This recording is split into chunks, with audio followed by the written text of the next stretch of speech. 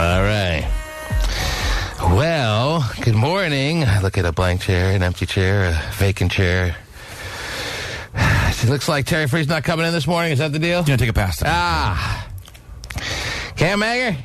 Can't make her. All right. Well, she and me, kid. All right. Football all morning long. Turn the lights down. Oh, jeez. Well, you can't. Yeah, it's the reason you can't get me down or upset or frazzled at all this morning, because there's still players on my roster that have yet to play and have a game tonight, and yet a W is in the books. Woohoo!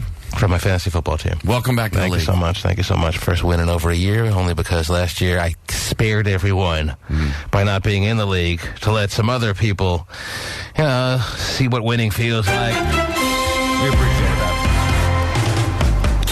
You pummeled my little buddy Chris. Is that who I played? Little buddy Chris. I thought I played Team Chuck Norris or something. Oh, you did? That. No, Chuck Norris has like 160 points. Because he pillaged all my picks. What was his team name here? Ben That Beast? Oh, Ben That Beast. I played Ben That Beast, that's right. And let me tell you. Really? I not only bent, I permanently damaged his beast. That's one of his 7 teams, by the way. So that's how he does it? So No. Any of his takes them all serious. Any of his teams lose, No, he's he like, doesn't. it's just one of 7 teams. He never says that. I bet the base. I like the base straight in the eye. And I said, ha. So what's the story? Terry's sick. All right, ladies and gentlemen, someone's sick in her family or something like that, but she's not coming in. All right, here's the deal. When Terry's sick, it's just us fellas. We don't have a pile of Terry Free stories. We don't have a pile to turn to here in the studio. And that means, the problem is it's a Monday morning, and people don't usually like to talk as much on a Monday as every other day. Mondays, people are just worn out and bummed out. The week is starting, and Entertain us now. right. That's what you turn to me for, and we'll do everything we have in our powers, which is pretty much already exhausted, and then we turn to you, and we'll turn to each other, and we'll take a lot of phone calls, and we'll talk about how your weekend was, and what went wrong, and if anything actually possibly went right, and all that stuff. So the point is, there's a lot of phone calls on mornings that we don't have Terry Free stories to turn to, so keep that in mind. It's a good day to get your ass on the air, is what I'm saying. You will not be interrupted by Terry, that we promise. 1-866-663-T-MAN is the number to keep in mind all morning long. That's toll free. 1-866-663-T-MAN. I put her soapbox away. That won't come out. Wow. I'm going to dust it off for her tomorrow. Man, just the fact that I'm not smelling like bear claws and peanut butter has already got me kind of like off kilter this morning. Normally it smells like the hostess floor in here. And she is, with the mostess. Oh, yeah. And the cupcakes, the hostess cupcakes. Yes, so let us step aside. We'll come back. We'll get things started right after these words. The T-Man Show. The Kardashian sisters were front and center at the 944 magazine party in Hollywood. Kim's in training for her upcoming stint on Dancing with the Stars. My feet are killing me right now, but other than that, I'm learning the dance moves. Yeah, and you're screaming her head off. You see when Reggie Bush scored yesterday? Yes. Late in the game, an important touchdown to make New Orleans in command, or at least at the time, take the lead against, who are they playing? Against Tampa Bay, yeah. She was up there in the box, screaming her little head off, and I was doing the same at home because I saw my fantasy football team. And my boobs were jiggling a little more. Go, Reggie, go! It's so sick, No, I'm talking about you doing that. Oh, yeah, that was even sicker. Also sick, yes. But yeah, it's lame because all the sports radio guys, they're talking about it now when they give the scores. I was listening to the updates. Reggie Bush scored and Kim Kardashian jumping up and down in the box. That's just what you see now as part of NFL football. You see these high-profile girlfriends up in the box, Jessica Simpson, and now Kim Kardashian's going to be there all year long. Second time in the morning already. And, I mean, it was one thing for me to jump up and down. He's on my fantasy football team. Very important, yes. He's hitting the pylon with the ball. I'm screaming, he was in bounds! He was in bounds! And that would suck, because if it gets down to the 1, he ain't getting it. Yeah, I know. That was great. I was thinking the same thing. It actually looked like he might have gone out of bounds, and they didn't review it. Yeah. Because Coach Gruden ain't the type to, like, go to the replay. He's not the type to throw the red flag. It's like too proud for that almost. I loved it. Yeah. I loved it. Nope. So the touchdown stands. Team douche. I don't know what my team. Well, Why are you not the douchers again? Team douche. every year you got to come up with a new and exciting and creative name for your fantasy football team.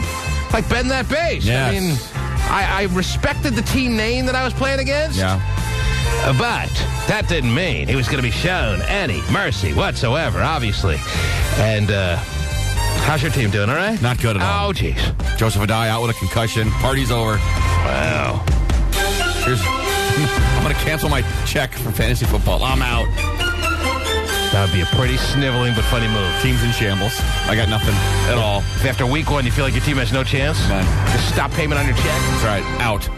Pasty, how's your team doing? Not very good. Oh, jeez, wow. So I'm going to be the only one in our league that has a W? That's right. Looks like it. That's the way I want it. Team Alba again, right? Yes. Alcoholics.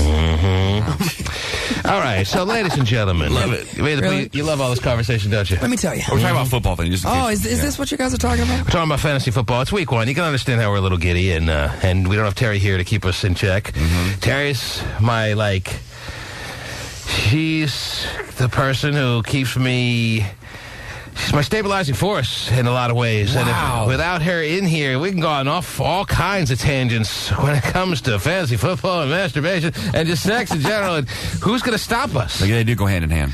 And Terry's not here this morning for reasons unknown, or what? Did she give you a reason, or what? She's sick? Sick kid. Sick kid. Yeah. Yeah, But when you have 5, that could you be gotta- like every day. Yeah. The odds are good. Someone's going to be sick in that house. She only has 5?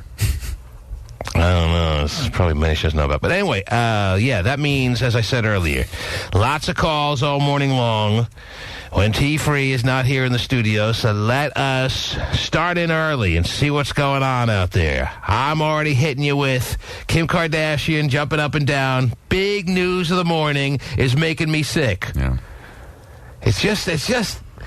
Does it rub anyone the right way? Is it like, oh, this makes football so much cooler? Maybe No. no. Just But when they inevitably are going to break up, then we're going to have to be involved with that, too. Are the announcers going to then stop showing? Like, what's going to happen when they break up? didn't even the fans, even though they were happy at that moment, huge touchdown late in the game, Reggie Bush, probably everyone's favorite player in New Orleans, they see Kim Kardashian jumping up and down. As happy as they are, don't even the fans of New Orleans want to walk into that box so they can't just punch her in the face? Yes, they do. What is Well, they want to touch her boobs and then her butt, and then punch her in the face. Touch her boobs and then punch her in the frickin' face. Yes. Although we don't promote violence at all against women. I hope that's clear. Yes. She doesn't get in the way like Jessica Simpson? did. Well, not yet, because they're not of that caliber yet. New Orleans is not fighting for I guess, yeah. for championships yet. They're just trying to survive from week to week through random hurricanes. There's another one headed right that way, and this one's got a scarier name. For some reason, Ike scares me more than Gustav. Ike is a little scarier. Scared Tina Turner way back in the day. Oh, that's right. Forgot about that. And now Ike. Ike just sounds like he's got a punch to pack there. Oh, yeah. This storm will backhand you. Uh-huh. When you say something lippy. You got through Gustav. I shouldn't be laughing. I don't know what Ike is going to do, but he's on his way. Ike seems a little slow, maybe. A little special needs. Doesn't know his own strength. Short fuse. I don't know why. That's what I picture with an Ike. So you're saying Jessica Simpson is getting in the way of the Dallas Cowboys, and I can understand where you're coming from with that. There's really nothing to get in the way of if you're Kim Kardashian yet, because New Orleans is not usually favored in a lot of games. Yeah, they have a decent team every year lately, but they're not what everyone considers to be a front runner or a Super Bowl contender every year, and they're certainly not America's team. Yeah, There's nothing to jinx, really. That's being disrupted by Jessica Simpson. I can see how it would be annoying if she's shows up at practices and Well, yeah, and that's what Kim winds up Kardashian's on been. tour buses or and whatever this the is case may really the be. first time that Kim Kardashian is able to make an impact on the Saints, because last year they really weren't going out. They started going out in the offseason more, pretty much. Well, they started going out maybe late towards the end of last year, maybe. I don't remember when it actually started. But this is the first time I ever remember seeing her during one of his games in a luxury suite. She's a bigger name now than she was a year ago. She's already jumping up and down like her and him are together forever. I know, when everyone knows they're one bad fight away from being broken up by like Tuesday. She gets on a plane after the game and 4 girls come over. Mm-hmm. 4 girls. He's got an injured groin. So. Oh, okay, injured groin and 4 girls, yeah. Mm-hmm. 1-866-663-T-Man. Let me start off with Jason. Jason, you're on the air. Good morning. Jason, you are on the air. The first call of the morning of a day that I promise many calls will be taken without Terry Free Stories to help us out. Terry Free is out for the day. And, wow, he's forgotten all about it already. You say who? Good morning, Jason. What's up, T-Man? How are you, Jason? I'm a first-time caller. Well, what took you so long? I don't know why. Just been listening to you talk all the smack all this time. Just want to say what's up, and why are you hating on my Saints for, man? I'm hating on your Saints. I'm just kind of like rubbed the wrong way by Kim Kardashian jumping up and down like she's the most wired-in person in the world to the Saints and Reggie Bush and this relationship when we all know, as good as they may be doing right now, it's hanging by a thread at all times, that relationship. It's a little trying too hard. True. But I'm not hating on the Saints. Who are you predicting to win the whole thing? Who am I Don't picking? say San Francisco either. Wow. Don't say San Francisco. Why would I say San Francisco? San Francisco couldn't even beat Arizona at home yesterday. They couldn't even beat Kurt Warner. I know, 49 Kurt Warner, years old. Damaged goods, 174 years old. That's right, he had a birthday, I forgot. And they couldn't win that game. And they tried to put in shake up the quarterback spot, and the guy couldn't have looked worse. And I don't know. Who's your team? Luckily for San Francisco, they're going up against a team that may have looked worse yesterday, that being the Seattle Seahawks. I heard your question. Settle down. Can you hang on a second? I'm sorry. It's all right. You're doing it all. Sorry. Well, are you driving to work right now, Jason? Where you headed? Actually, I've been driving all night since 2 a.m. I'm heading back to San Jose right now. Mm-hmm. Then I got to go to school at San Jose State. Oh. And just... I got a question. Well, no, you already asked your question. I got a question. I got a couple for you. What classes do you have today at San Jose State? I got organic chemistry lab. I'm making aspirin in lab. You're making aspirin. That's today's or this week's assignment. You got to make aspirin. Because there's not enough aspirin, someone's got to...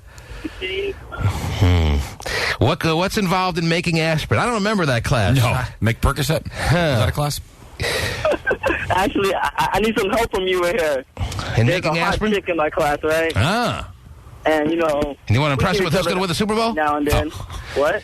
You've been moving slowly, but surely. I'm getting there. Yeah. I'm getting there. But I want to know how I should make the first move. She's a cross-country runner, so she's in shape. Well, wait till she sees your aspirin when it's all said and done. How's she going to be able to resist you? Dude, I can't run with her. She's gonna look at your aspirin at the end of the class and say, "This guy is going places." Soulmate. This is the way I want to hook my wagon up to his chariot, baby. It's all going to be about the aspirin.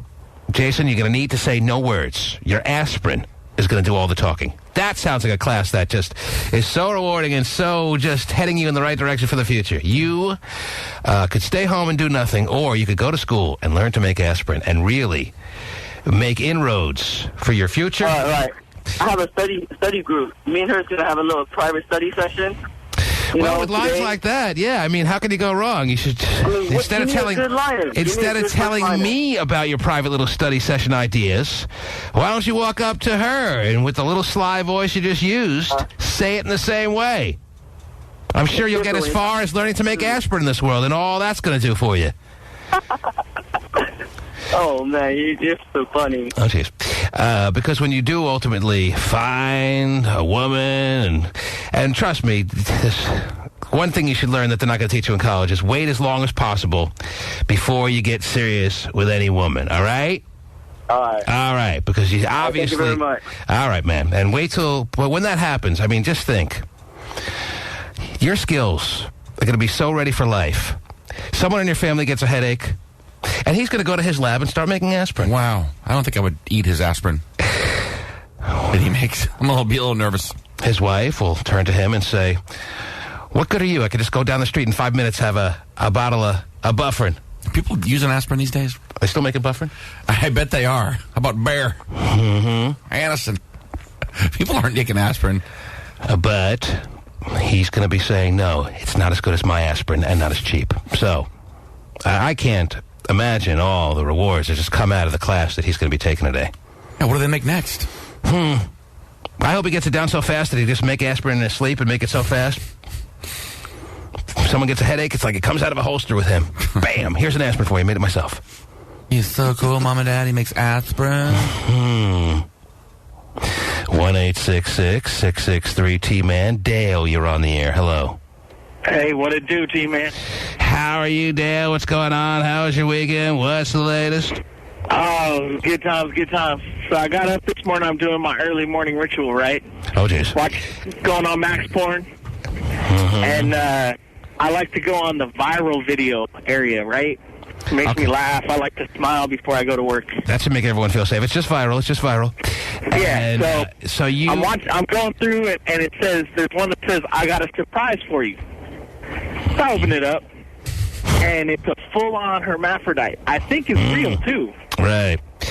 I'm sure your girlfriend believes that story when she walks in on you and wonders why you're watching some really interesting videos, but I'm hard-pressed to imagine that you didn't know what you were getting into. No. When you clicked... I like to see weird stuff. I know this is a transvestite video. Just a little curious. They make it pretty clear. Weird stuff, man. They make it pretty clear as to what you'll be looking at. Oh, this is hermaphrodites. I didn't know. I've watched 3 minutes of this. I might as well watch the last 2 now. Yeah, I may as well. Nah, I dig that stuff. Midgets. Yeah, I dig all the weird stuff. Well, there you go. Hermaphrodites. They're not just for breakfast anymore. He is going to watch them all through the day. So your day, your week has already gotten underway with a little hermaphrodite solo viewing party. Couple of midgets. Yeah, it was a good time. Okay, well, it's really sad that that's really the highlight of your weekend. It was a nice, warm, good weather weekend, and I asked you how your weekend was, and all you give me is the early morning Monday hermaphrodite video. It was too hot over the weekend, man. It wasn't nice warm. It was too hot. It was too hot for you. Yeah. And it was about 102 degrees yesterday, man. I don't know where you're living, but it wasn't 102 degrees anywhere up and down the West Coast that I know of, but whatever. Anyway. In the Central Valley? All right, it was 102 for you? Yeah. All right. Well, I didn't check the entire Doppler. But anyway, that was the best part of your weekend, or what? No, that wasn't the best part of the weekend. That was the best part of this morning. So you didn't go out over the weekend because it's too hot for you. You go out and temperatures like it was in your area, you start melting. I had to work at a fair. You had to work at a fair. Yeah. Well, that has its upsides, right? It's a happy place to work. Yeah, lots of weird people. Women love coming to the fair. Single women, married women who are probably a little bored of their lives, right? I mean, you're right there, Mr. Fair Guy, all happy. There's nothing bad to feel about a guy who works at the fair. And, I mean, that could be a big hookup spot, no, or what? Oh, yeah, that's a good hookup spot. All right, well, was it a hookup spot for you? Sounds like a no. Not really. If you went running for the hermaphrodite midget video early Monday morning, safe to say that it wasn't the biggest hookup weekend for you. Is that fair or no? Oh, absolutely. Safe to say. All right. Was it a good attendance, a good turnout at the fair or no? A lot of fairs going on right now. Oh, yeah. It was dead. This is fair season personified. Yeah. There's fairs everywhere, a fair for everyone. And what are your responsibilities at the fair? You're supposed to make sure the bearded lady's all trimmed up and looking good, or what? No, I just work at snow cone stand. You're the snow cone guy. Yeah. Oh, that's, to me, that's like... I'll take it. Who is not in the best mood when they walk up to the snow cone guy and you make a woman's kid happy? And you're halfway to access to the Steiner right there. I mean, how do you not hook up over the weekend? You're handing snow cones to women's kids? Yeah. The smile on their face, she looks down and sees, well, Johnny Jr.'s dad is nowhere to be found, and he's smiling ear to ear for the first time in a month, and you're the reason, and you can't hook up? Yeah. Are you trying? Are you trying to hook up or what? No, not really. My game's off. Your game is off. Your confidence is down. The most action you're getting right now is hermaphrodite midget videos. No. Now, we've all gone, no, I'm glad you admitted that. We all go through periods like that. We all go through moments and times where our confidence is down and we don't feel like it's happening, and we stop trying for a period of time. Is that where you're at right now? Is that what you're telling me? That'd be for a minute. That'd be a waste of the snow cone job. How many weeks you got to do the snow cone thing? There's just one more week. One more week. And the fair shuts down, they pack up the tent, and they move on. Sitting in the clowns. How do you make a snow cone without getting the juice all the way to the bottom so you're not just eating plain ice after a while? God, I hate that. Oh, you sure we're talking about snow cones?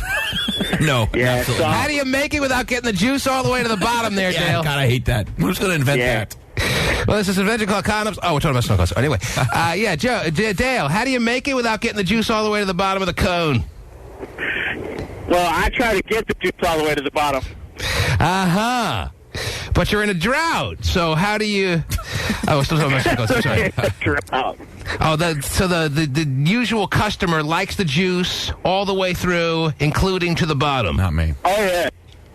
You don't like the juice at the bottom? I like it to stay on the ice somehow, but it always soaks through to the bottom of the little paper cup. It's always 10% on the ice and 90% as a drink once you finish the ice. Yes, as a really cold What you drink. got to do is you got to have... Wait, hold on. Okay. We're about to get some snow cone tips and expertise here. I'm all ears. All right, so how do you get the equal distribution of juice on everyone's favorite item to eat during hot temperature times, the snow cone? How do we get 100% equal juice distribution? You got to have soft ice. Soft ice. So the hard ice, it rolls off and it goes to the bottom. So shit, that's all right. So the more it's shaved, the more that it's Absorbs. I get it. The more that it's more spongy. Okay. And less hockey puckish. I'm ready to go now. Yeah. The more your snow cone is hockey puckish, it'll roll off into the bottom of your cone. Yeah, not good. And It's all about the quality of the snow. well, it's not really snow now, is it? Well, it's the same kind of snow they make at the places you go skiing at the resorts. You're not saving it up from like Vail, Colorado in April and taking it out to the fair in August and September, are you? Yeah, just pick the grass out. But we make it the same way that the resorts do. Really? Just not in as grand a scale.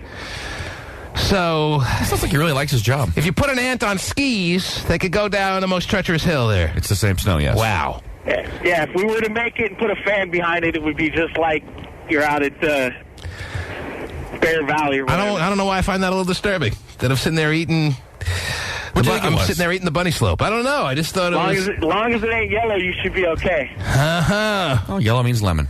Depends how drunk I am. Anyway, Dale, do you have to go back to the fair today or no? Nah. No. I'm just working the weekend. Just doing the weekend thing. Yeah. Well, I'd hate to think the summer's going to go completely by and the fair's going to open and shut down, and you're not, like, getting what you should be getting out of this, and that's, like, at least contacts of hot women. I mean, hot women go to fairs, right? Oh, yeah. But hot That's women what they I'm don't get snow cones, do they? Hot women? It's like kids and moms and fat ladies. Yeah, T-Man's right. There's a lot of hot moms. Really? Hot moms coming up with the kids, and you're the snow cone guy. You're the snow cone guy. Now act like one. Grow a pair.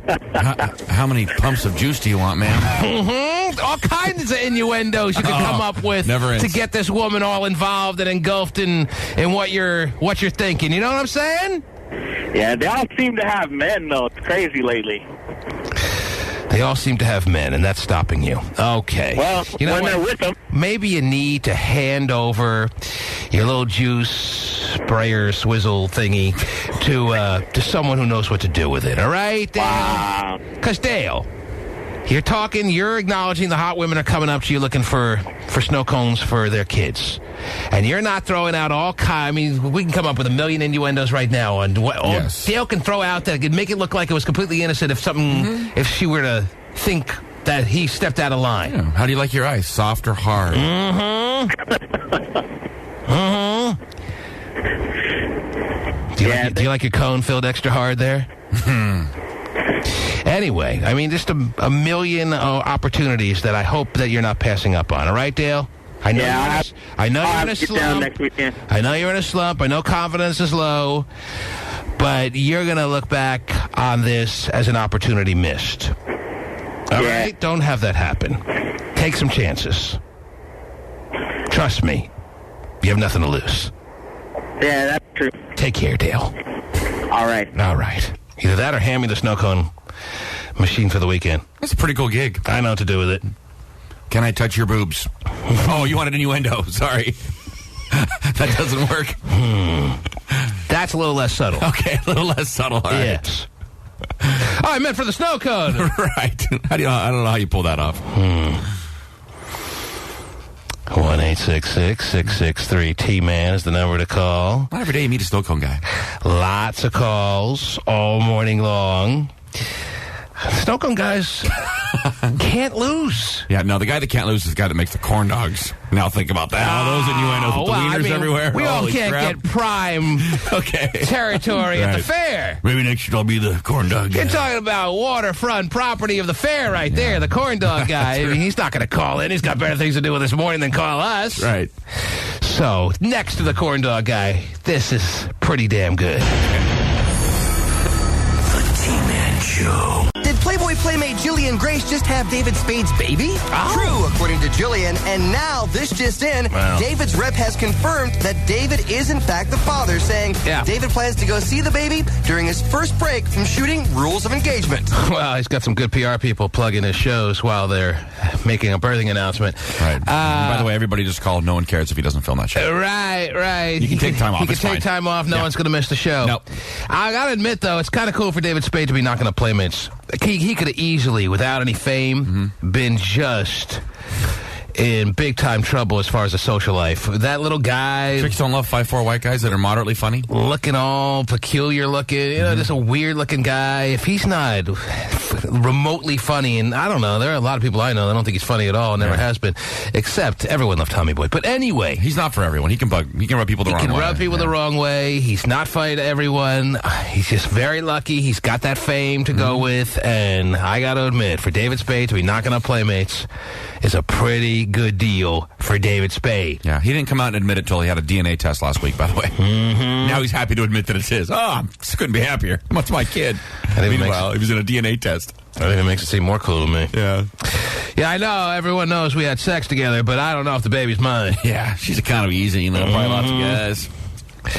Wow. I don't know what she looks like. I'm assuming she's hot. She's I would a assume Playboy that Playmate, too, right? yes. Safe bet? Mm-hmm. Okay. At least, so one of his kids will have some height, maybe. Sure, she's tall. She's tall? She must be. She's a model. He always liked models. One of those situations where the woman towers over the man? Oh. Never will stop looking awkward to me. I don't know about anyone else, but... Only if the guy's under 5'6". Remember, that was the rule. If the guy's under 5'6", you're going to limit his options. If he... Well, you're saying there's plenty of women that are 5'1", 5'2". The 5'6" guy should be going out with women like that. I'm saying it's not as awkward if a guy's 6 foot and the girl's 6'3". What is Pasty handing me here? Oh, yeah, I heard about this. You want to do me? Yes or no? I answered that a year ago, Pasty. I don't know when you're going to come around. But anyway, well... Tari would have probably brought this up had she had been here this morning. But ladies and gentlemen, Terry Free is not in the studio today. Terry Free will not be with us this morning, but Pasty Dave helping us along. This is Terry's guy, right? Doesn't she adore him? And she kind of gets on me for saying that, yeah, I was really into Michael Phelps during the Olympics, but now he can't go away fast enough. Big fan of his. She loves him. Now I really would think it would be extra funny if he would just somehow find a way to drown in like 2 inches of water. Yes. Well, here he is, apparently at a strip club over the weekend. Michael Phelps, All-American, Mr. Apple Pie, Mr. Save the World's Morality, because I am the role model that everyone's been searching for decade upon decade. Here he is at a strip club. Oh, and his hands are all over this woman's ass. Yeah. Ooh, I like girls. Here's the proof. Ladies and gentlemen, yes, Michael Phelps was at a Las Vegas strip club over the weekend, getting pretty handsy with a blonde in this picture, and we'll have this immediately up on the tmanshow.com. This is like a lot of pictures we've been putting up lately. People can get anywhere.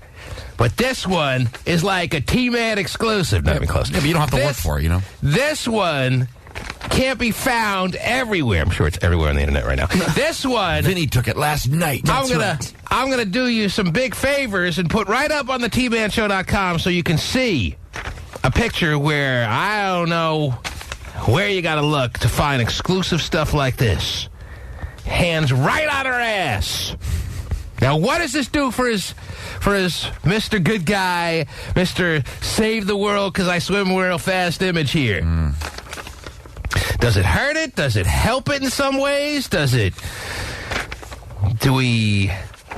lose an endorsement over this? No, I don't think this He can do no wrong, I think. He could do no wrong. Short of killing someone, I think he's in good shape. His hand is right on her right ass cheek. That's my favorite one. Oh, if you got to choose between the two, you always go right, never go right. Never go left. And by the way, you can enjoy all your Michael Phelps this weekend on Saturday Night Live. Yes, he will be hosting. And of course, I forgot, man, Entourage season premiere was last night, wasn't it? You don't love that show. I don't watch it. That's a great show on TV. But and the fact that it's a half hour is the greatest thing in the world because I have, as you know, trouble sitting through hour shows. But see, I like the fact that when Entourage ends, I say to myself, man, why did it end so quick? I like that feeling. That's usually a sign of a good show. You don't ever feel that way with an hour show, do you? With an hour show, no, I don't feel that way. People love Friday Night Lights. It's an hour show. By the end of it, even as much as you love it, aren't you exhausted or what? I don't watch hour shows. Well, Lost is the only one I feel that way about. Yes. And at the end of the show, you're like, oh, why did it end so quick? Yeah, I want the next one to start. Really? Right now. See, Right now. As much as I could ever love... Oh, sorry. I get the point. As much as I could ever love an hour-long show, by the end of it, I'm cool. It's 44 minutes, on TiVo. That helps. If you can just hammer through the commercials, that does help. But assuming you're watching it at the time that it's airing, you got to sit through the commercials after an hour. No matter how great it was. Like even The Sopranos, when I loved that, by the end of the hour, I'm like, all right, fine. Enough. Say forget about it one more time. I get it. You're going to whack someone again next week, I'm sure, too. You have a funny accent. So, yeah, Michael Phelps taking advantage of his newfound David Spade-like status.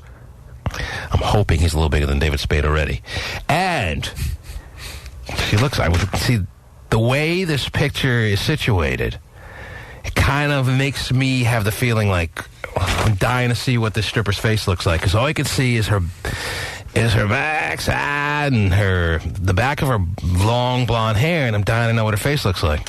I'm sure it's good. Well, you haven't been to many strip clubs lately. That's true. Many a time you call over a stripper, ready to get your $20 lap dance going, and you call her because she looks great from the back, and she turns around and goes, I was calling that one over there. I'm sorry. Witness were saying that people were trying to stop pictures from being taken in there, so he definitely didn't want people to know. Really? Yeah. Witnesses were saying that Michael Phelps They had one of the guys in his entourage was hired to shine a flashlight at anyone trying to take a picture. So this was one of the rare pictures of Michael Phelps in the strip club that actually made it to development stage. They had an entourage, and they were going to kill anyone that took a picture. Wow, that's pretty serious. Yes. No, but the flashlight thing I read about. So he definitely didn't want people to see him like this. All right, so one of the few pictures that didn't get overexposed is going up on the tmanshow.com, and it probably is there already. And tell me if you don't feel the same way I do. You kind of have this empty feeling inside yourself. Right. I have this void in me right now. I do. I have this hollow feeling in my soul at this moment because I have to know what this stripper's face looks like when I see this picture. Oh, I thought you had a hollow feeling because he was at strip clubs. Oh, no. Oh. No. But people will. People think he plays Scrabble with his grandmother on Saturday nights. People love him like that. Well, the rumors are that he's like getting set to hang out with Carrie Underwood because Carrie Underwood wants to go out with him, and Lindsay Lohan may want to go out with him. I think everyone knows that he's going to play it right. Okay, that bugs me even more about him. He's going to take this newfound, unbelievable height of all heights status that he has, and he's going to run with it. People want him to be holding hands at the fair with Carrie Underwood. He's going to strike while the iron's hot. Now, the likelihood is the iron stays hot for someone like Michael Phelps for a while, but he's not going to take any chances. Who knows? Maybe that iron that's so hot right now cools off really quick. You can't take anything for granted in this world. As I said, the chances are Michael Phelps is going to have staying power after all he did in the Olympics, and he's going to be around, unfortunately, for like years as opposed to his 15 minutes of fame. This is a hell of a lot more than a 15 minutes of fame situation. But he's doing what I would advise him to do and not taking any chances. Strike now. Who knows what tomorrow holds? Tyler, you're on the air. Hello? Hi, Tyler. How's it going? What's up, buddy? What are you guys been up to? Well, you know, Terry's out for the morning, so I'm going to be taking a lot of calls, and now you're it. Perfect. How was your weekend, bud? Oh, it was exciting. Pretty much one of the last nice weekends. Lots of lake time partying. Lake time partying. Yeah. You get a big group of friends, or what was the situation like around the lake? Just a giant group of friends going picking up anybody who wants to come out and going to Party Cove. Party Cove. Now, was it just word of mouth? Did you put out flyers? What are we talking about here as far as your Party Cove situation? Were you it's just one of those everyone knows about it kind of deals, or what? Yeah, pretty much. Just a cove everybody goes to, ties out, hangs out all day, parties. And even though you know maybe 5% of the people there, everyone is friends with everyone at Party Cove. If you're not friends with them when you show up, you will be when you leave. I like that motto. Wow, that should be up on the billboard. So, is it Hookup Central, Meat Market City? What are we talking about here? Pretty much. I know of a boat that shows up, got pirate flags. It's one that shows up, got beer pong on top of it. Everything. It sounds like 90% men. Nah. What's the ratio, since now we're on the subject of men to women at the Party Cove? Pirate galore. What are we talking about as far as the breakdown? Probably want to say. Did I hear a girl in your ratio? Did I hear a girl in your car? What? You got a girl in your car? No, it's my radar detector. Oh, radar detector. It speaks to you? She sounds hot, your radar detector. You ever beat off to your radar detector? Wow. Yeah. Oh. Anyway, the turret's not here. I can't get that check. All right. So the 5-to-3 ratio, meaning what? 5 guys, you're going to be honest and say it's 5 guys to every 3 girls? You're going to try to make us believe that it's 3 guys to every 5 girls? No, for every 3 girls, there's about 5 guys. For every 3 girls. That sounds almost like your typical club on a Saturday night. So really nothing was going on at Party Cove that couldn't have been happening inside of any dwelling that is a club-like bar situation anywhere in the country. Yeah, but the girls are in bikinis. A little different. That is true. Yeah, as opposed to wearing nothing like they are at the clubs. Anyhow. That's true. So even though it's 5-to-3, as far as you're concerned, if you're not hooking up, you ain't got anything going on. You got to be working on your situation, your game, and everything like that. I mean, you should be leaving with a good story. Yeah, pretty much. All right, so is that why you called, or what? Oh, no, actually, I have a little problem with my relationship, I guess. Oh, you're in a relationship? Yeah. So you were at Party Cove with your girlfriend, who probably would get annoyed if you were looking at some of the girls all scantily clad and then some, right? Well, maybe it's not me that's looking at the girls all the time, but... Just in general, looking at girls is always a problem with your girlfriend. Yeah. All right, so you and her are pretty serious, or she thinks you are, or... No, we're pretty serious. We're both on pretty much the same page. All right, how long have you been seeing each other? Probably about 4 months now. 4 months? Yeah. And it's that serious? It's not super serious, but we're both on the same page. Serious? Not super serious? Yeah. I got it. What's the problem? Pretty much it's... When we first started dating, we would party, just like normal, and go to a couple house parties and stuff, and every once in a while I'd catch her, making out with girls when she was pretty drunk, but I figured it wasn't that big of a deal, just passed by or whatever, but... You didn't hit her with that's cheating, so that if you get caught kissing the same girl later in the night, that she has no right to be angry at you? I don't know. He didn't play that right, did he? He could have played that. He could have played that card a little bit. Hey, I'm not going to make a big deal out of you cheating on me, and I just walked up on you kissing another person. So, because I just want to make sure you know that that's not the kind of petty person I am. So you established that kind of credit right then and there. Even though it's the last thing in the world that's going to bother you, maybe I don't know. Maybe it does bother you. Maybe that's where you're going with this, Tyler. What are you feeling when you see your girlfriend kissing another woman? Does it get you? My turn. Does it get you hot? Does it get you a little rubbed? How does it make you feel?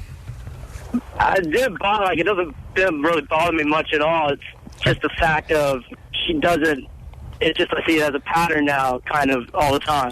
So at the beginning, it definitely didn't bother you, but now, no, like at the beginning, of course, I was God. I'm sure that's what you thought about it, but you can't say that on the air. You know, I do too. You can't say that word.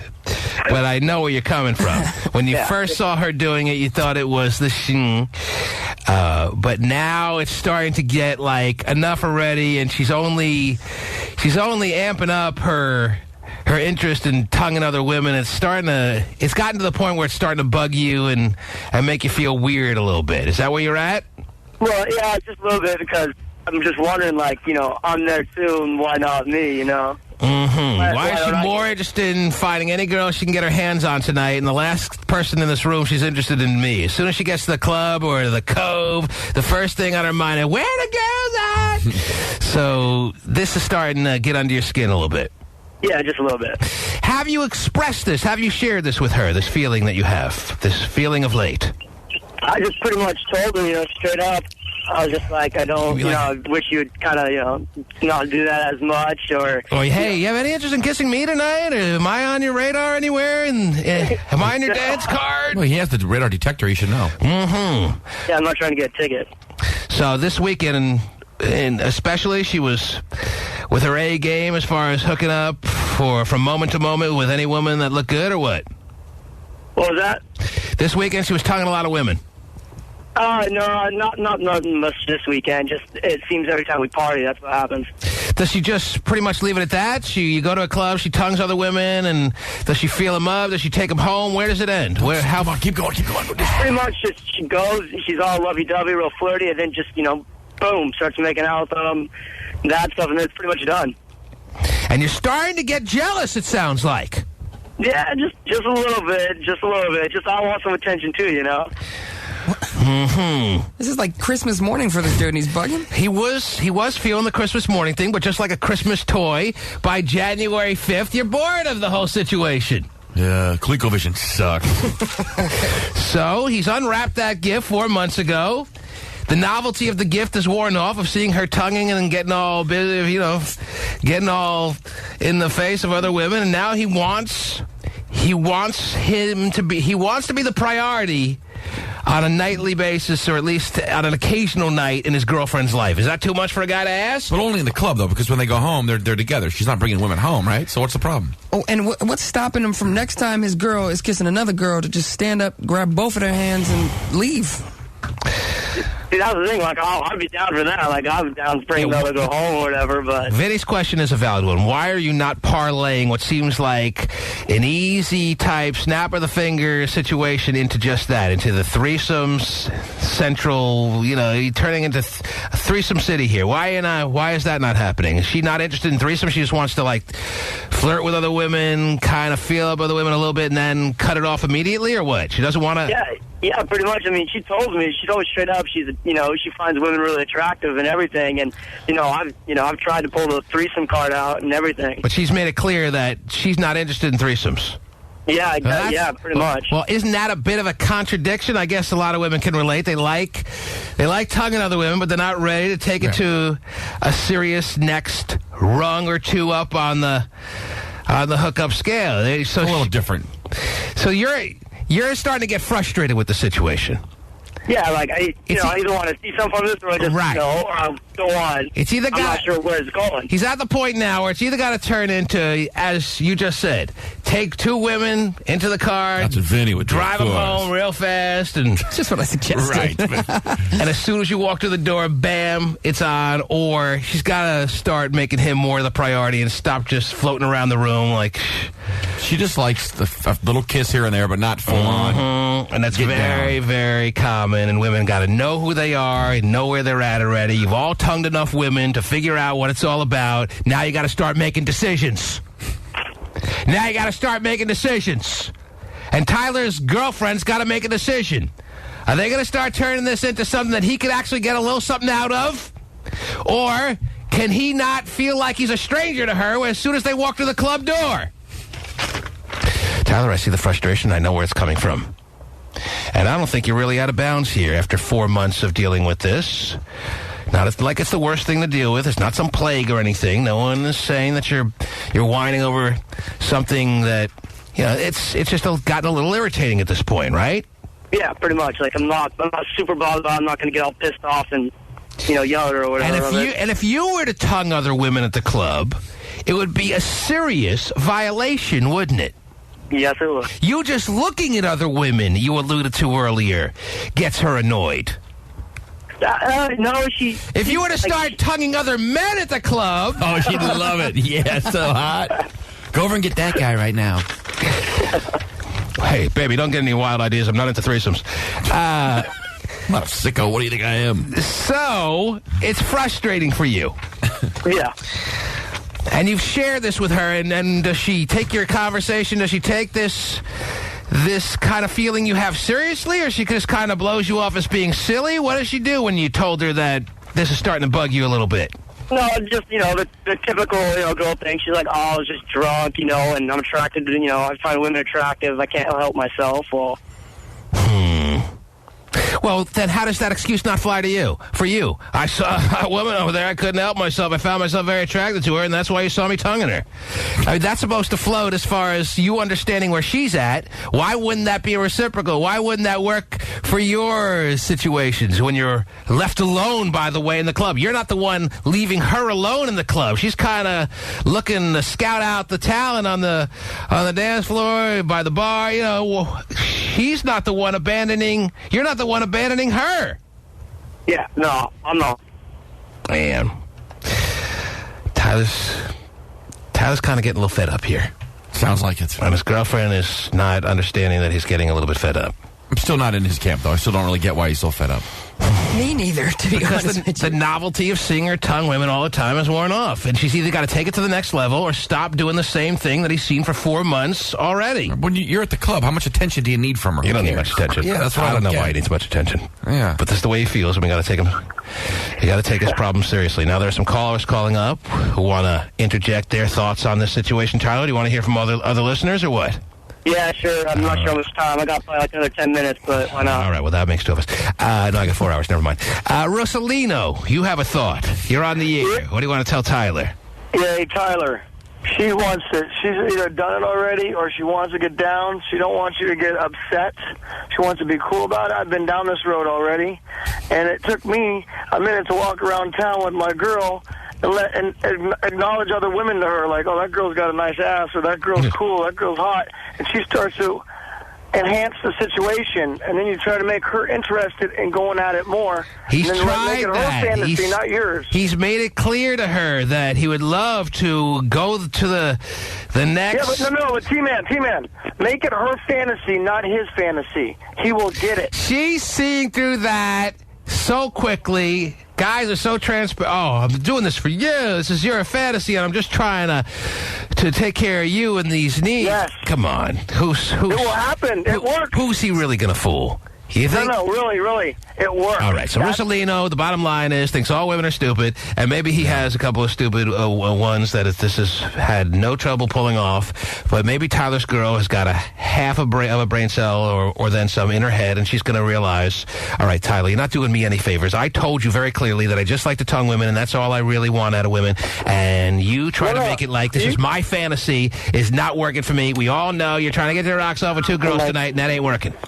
No, you make it her, you empower her. You make it her fantasy, and she'll come true. He's not willing to let go of this. Telling you. The guy named Rosalino. Oh, you're telling us. Why did you tell me you're telling us? I didn't know you were telling us. Yeah, now you know. He's telling us. If he's telling us, then we got to go with this, Tyler. You got to make it her fantasy. What was he doing before? Oh, okay. If he's telling us now, a guy like Rosalino, he can make that happen. Buddy would like to say something to Tyler. Yes, Buddy. Buddy. Yeah, the same stuff happened to me. My girl was doing that, going to clubs all over Seattle. And just letting you know that, you need to get over it, dude, because this girl's going to do the same thing. You know, they're just like clam lickers, you know. They just like jeez. Wait. So you're saying that Tyler's girlfriend is not... You got to realize that a lot of heterosexual women are acting like this. She is not with any real strong lesbian tendencies because of the way she's acting in clubs and on beaches and the Cove or whatever. She's not doing anything that all women who are young and just opening their minds are doing with their, no matter what their sexual orientation is. It has really no bearing on what your sexual orientation is. Women are doing this. Doesn't make the... You think that Tyler's girlfriend's a lesbian?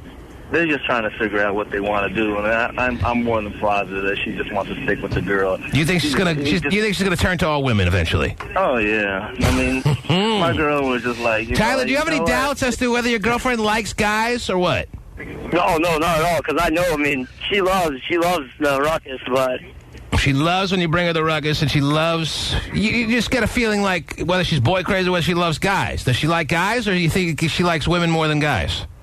No, I think she's just like kissing guys. She told me she just likes. She likes kissing guys or girls? No, girls. She likes kissing girls. Yeah. She probably likes the reaction it gets to, because guys always get off on it when they see it in the club. Yeah, I mean, women get free drinks out of this, right. At least. So she may not love it sexually too much. At minimum, this girls talking about they like the soft lips. Women know at minimum, you want a free drink, just tongue your friend. Mm-hmm. You're in.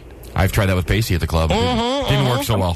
Well, you'll be surprised. I show up, you guys are getting splurged. Okay, yeah. Anyway, all right. Tyler, it seems like you're stuck in a pattern here. You want to get out of it, and either you got to be more direct and serious sounding with your girlfriend to let her know that you're serious about the fact that this is starting to frustrate you and bug the hell out of you, or you got to learn to live with it, which doesn't seem like the most difficult thing to learn to live with that anyone in a relationship has had to live with. Or is there a third option? You got to say to yourself, okay, she ain't changing this. It's bugging me so much that I just got to get a new one. Pick an option and go with it. What do you think your most likely option is going to be? Probably just try to work out with it and see if I can take it to the next level. If not, I can deal with it. It's not a big deal. You're going to learn to live with it while still trying, at times, when the time seems right, to coax her to the next level. And I mean, if not, she's not down with it. Maybe she'll slow down. That's only going to... It's not like a relationship breaker, but... See, that's what's adding to his frustration. He thought that by now, this thing would be at the next level. Yeah. And he'd be muff diving with goggles on, with the snorkel and everything. He would be knee-deep in multiple women by now, and it just hasn't turned into that, and that's why he's feeling like he's banging his head up against a wall here. Yeah. She's trying to have the best of both worlds. She wants her cake and eat it, too. And one of the cake, two on the pudding. Mm-hmm. And you are feeling a little bit slighted here, I understand. But I think it gives you opportunities to screw up and, throw back in her face all that you feel like you've been putting up with. And if she thinks it doesn't affect you, play the sympathy little moment there, then she's wrong that this has been kind of hurting you. Oh, all that. I mean, she may not be willing to buy what Russalina was saying, but she may be willing to buy if you get all emotional, trying to weasel out of something that you screwed up on. You know what I'm saying? Yeah. All right. Russalina sounds like a great Italian restaurant. So it has its perks, Tyler. All right? The situation that you're in. Yeah, I know. I just want to get there. Okay. Tyler, we're all rooting for you. Oh, thanks. Keep us posted. All right, you guys. About to get to work, so have a good morning. That makes two of us. Okay, Tyler. Bugging another caller. Sorry. Go to work. We won't keep you anymore. Jesus. 1-866-663 T-Man's the number to call. Terry Free, not in the studio this morning. But you got us, and we got you, and we're going to be taking a lot of calls all morning long. And you got the Michael Phelps picture with his left hand on a stripper's right ass cheek from this weekend. It is up as we speak on the TManShow.com. And just as far as a moment of preview is concerned, somewhere in the next half hour, you'll be hearing from an old fan favorite caller. Oh, fan favorites or not? That sounds something like this. Okay. I wonder who that could be. What a perfect little preview. I didn't even set him up. I didn't even set him up. He's a pro. And he gave me the perfect little preview tease little right You don't there. have to set him up. He's a pro. He's a cagey veteran of the show. Well done, Hamster. Oh, I don't know who it is. And we'll be back. Keep on operator. Ariola. The T-Man Show. Jacob, you got your schlong pierced recently? Yeah, that's right, T-Man. How's that working out for you there, Jason? It's Jacob, but... Oh, I'm sorry, Jacob, yeah. It's great, brother. I mean, the wife loves it. He's a married man who decided to go out there, and why not? I'm in the mood to get my schlong pierced. I don't think I'll ever be in the mood. One of my buddies has a Prince Albert, and that kind of, I said, of well, course. You wouldn't all right. expect many guys to do what you did, and you certainly wouldn't expect a guy, for some reason, I don't know why this is relevant, but I believe it's true, you wouldn't expect a married guy to just pick up his things, get in the car, fire it up, hit the gas pedal, head on down to the spot and get your schlong pierced. You know what I'm saying? That's true. And you're endorsing the situation. You're thinking a lot of people don't realize how good they'd have it if they have their schlong pierced. Oh, I'm telling you, my wife loves it. If she was on the air, she would tell you the same thing. She loves it because it's added a whole new avenue of pleasure. Is that what you're getting at, or what? Oh, yeah. I got what's called a apodrovia. Oh, geez.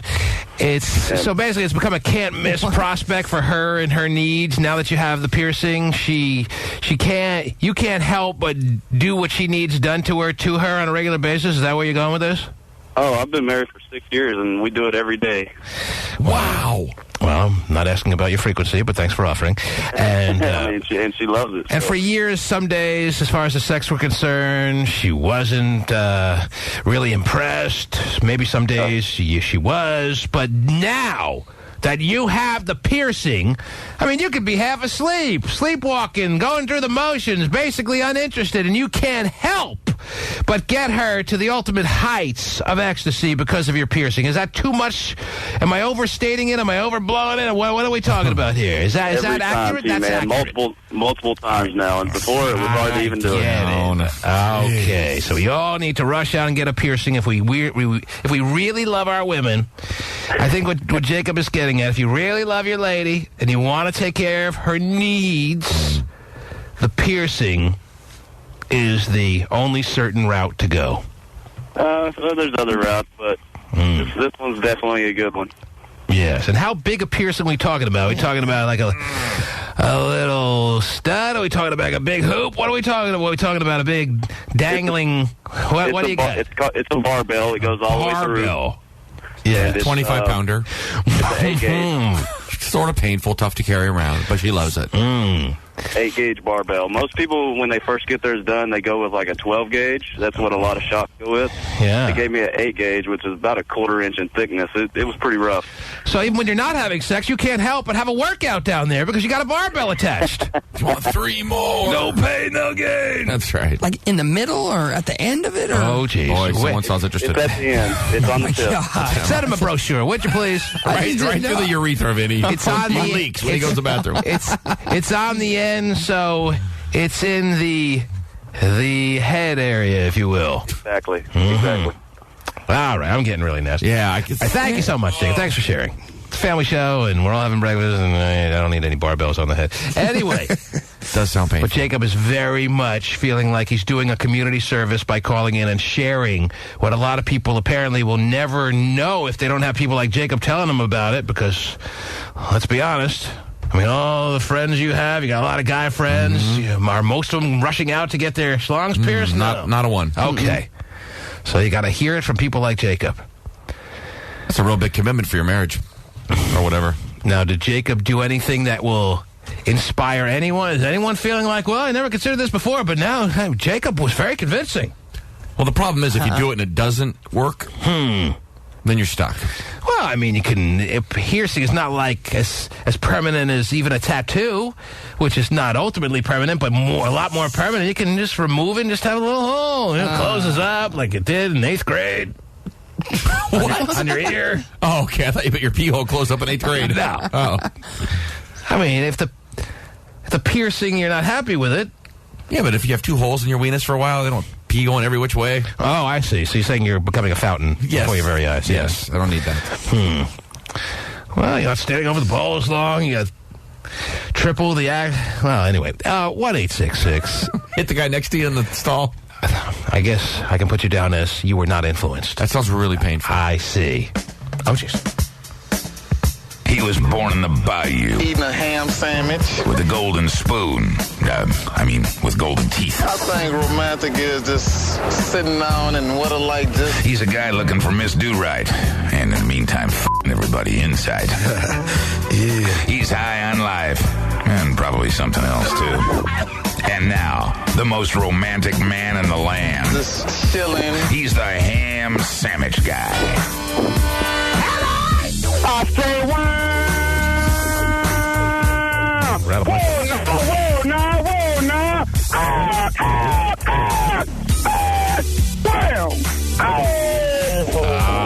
Never sounding more enthusiastic, never sounding better, even though his home city of Houma, Louisiana, is hanging on to the rest of the country by a thread at this point.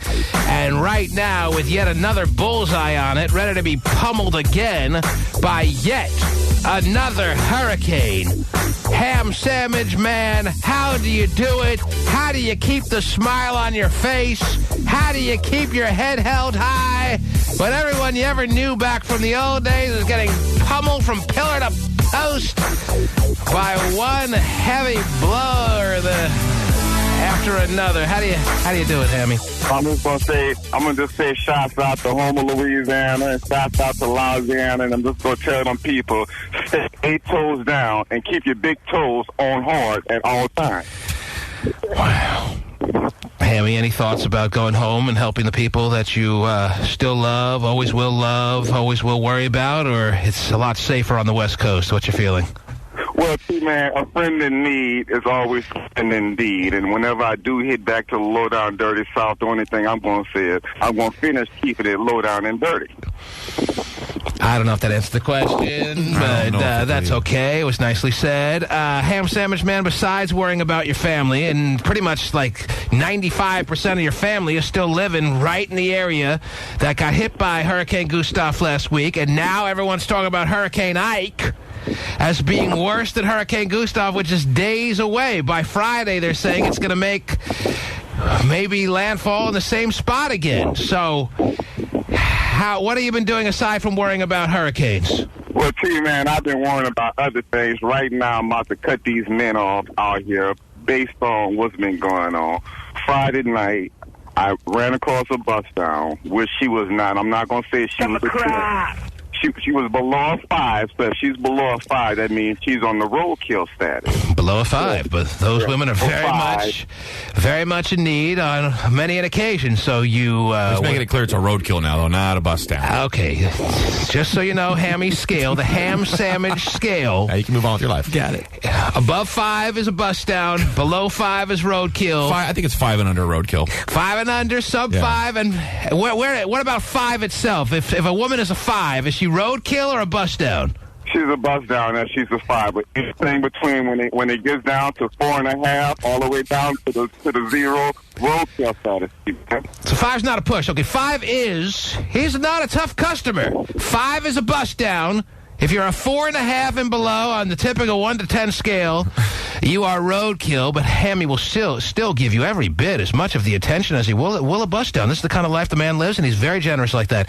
So you were hanging with not a bust down, but you were with roadkill on Friday night. And what was the problem Saturday night? What happened? Okay, now, this is the status, though, T-man. Okay. Sounds like you're mad at the men out there. What happened that you're mad at guys? Okay.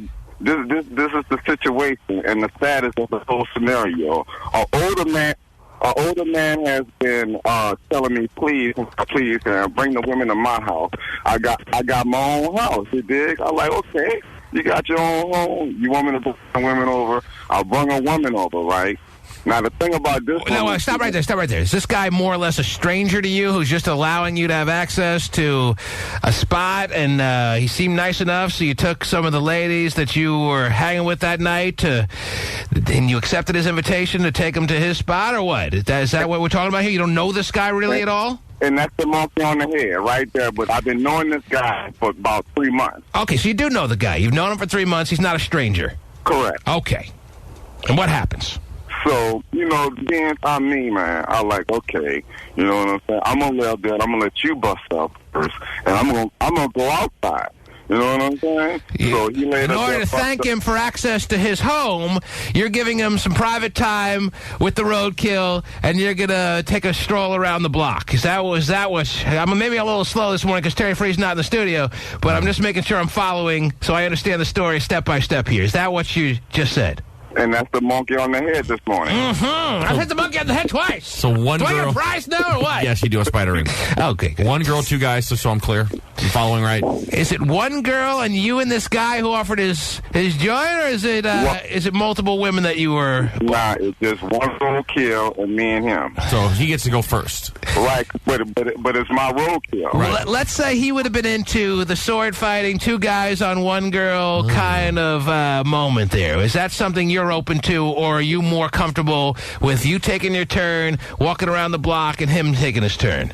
Well, man, because my status is so high with a threesome, you know what I'm saying? I ain't got no problem with letting it hang and standing right on up, but... All right, so you're flexible. He's the one who made it seem like he wanted his private time, and you were gracious to take a stroll. No. I wanted my private time. But being she was my roadkill, right? Being I'm a nice person, I'm like, okay, well, look, I'm going to let my big dog go on. So wait a minute. Were you already done with your roadkill in his home when you were gracious enough to step away and let him have his time, or you were giving him first crack at her? He was getting first hands. You were giving him first crack at her? Wow. This is overly generous, Ham Sandwich Man. I mean, yeah, the guy gave you a roof and stuff, but is this really enough for you to let him have first crack at her? Isn't that being a little over generous, or what? Well, nah, because regardless of the fact, man, when a man, and this is for all men, and this is just when a man, I love the way you said it. Yeah.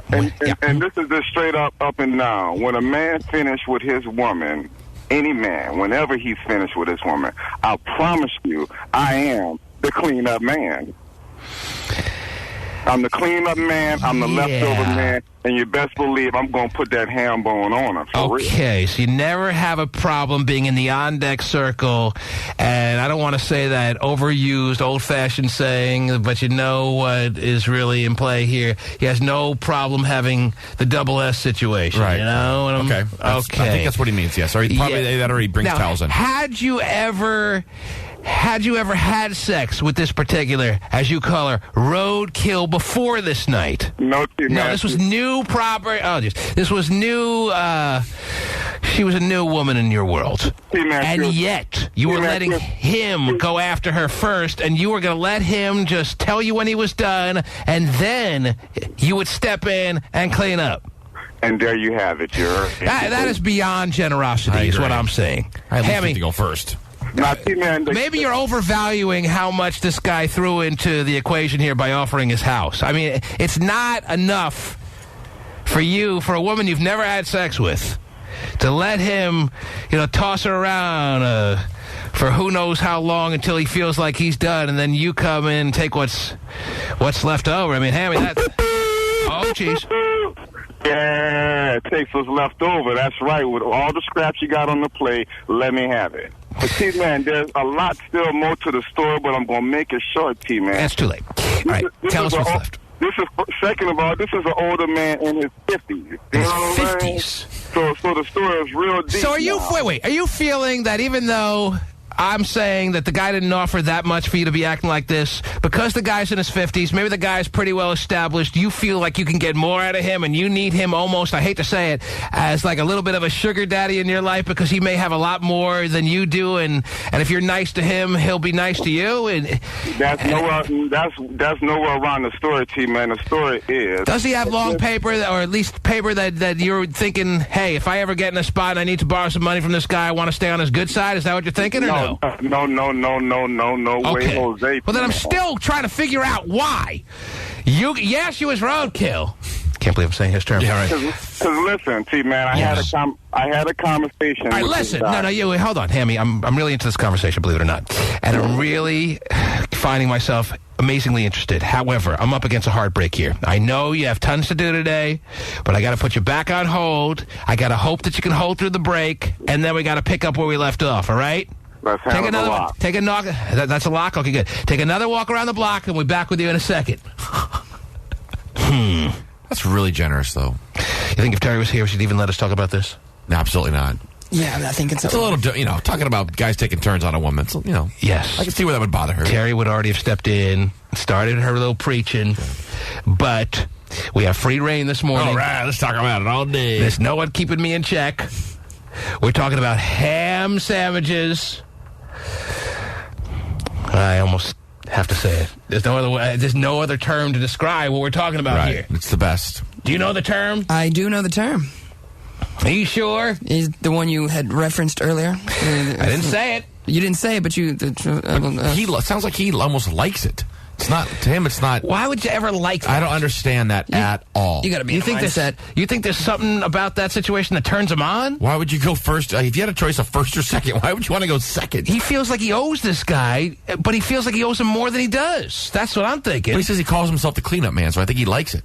You think he likes it? Yes. And I don't know who would like Well, it. now that really is sick. That's if you enjoy it. All right. I hope he... I can't say it on the air. Terry Free is not here in the studio this morning. We are taking calls all morning long. If you... wait, she is? Oh, wait. No, that was just you. Okay. If you would like to be a part of what is going to be, and has been already, a huge call day, don't forget the phone number, 1-866-663-T-MAN. Back with your calls and the Ham Sandwich Man right after these words. The T-Man Show. You going to be watching the U.S. Open Finals today at 2 o'clock or what? What time is that on? I'm sorry. Or do you have everything better to do? That is correct. Mm-hmm. Because of the hurricane they had of their own on the East Coast, the tennis didn't get completed over the weekend, and you got your little Roger Federer dude against... Nadal. No, Nadal got knocked out yesterday. Oh. So the guy who beat him is playing Federer in the finals. And I'm just wondering if you're going to be glued to the TV at 2 p.m. watching some tennis finals. I'm more liable to watch the women's. Is Serena in it? I think Serena, didn't she win it or what? If she's not over? If it's not over, then she's in the final. She's been doing awesome, yeah. I saw her and Venus have the best rally ever yesterday. But you see how close I'm watching it. With 2 football games on later today, I think you pretty much have anything better than to watch the tennis finals too. Yes, I do. And one of them being an important game to a lot of our listeners. Does Jamarcus Russell step up and become the quarterback that everyone's expecting now that this is really like his first season? In Oakland, against the Broncos. The Raiders are underdogs in their own facility. Well, after last year, that's understanding, but the T-Man's 3-star special, not 4-star, definitely not 5-star. Too hot. Is take the Raiders to win outright. Wow. Against the Denver Broncos. I used to get music with this kind of thing, and we don't get that anymore. And watch Jamarcus Russell. Because he's the backup on my fantasy football team. I can't start him yet. Become the quarterback that everyone expects him to be. When it's actually Monday Night Football tonight, we don't play the music, but everything else we played for. McFadden goes off. He's going to have to. Jamarcus Russell looks good, and the Raiders win this game today. Wow. That's a big upset. I'm not telling you to run to the bank. I'm not even telling you to walk to the bank. Oh, well, I'm telling you, take my pick and start crawling to the bank right now. I'll get in my little rascal scooter. That way you don't get too far if my pick doesn't come in. Okay, I see. It's my 3-star special. You want my 4- and 5-star specials of the night? You got to call my 900 number, of course. Wow.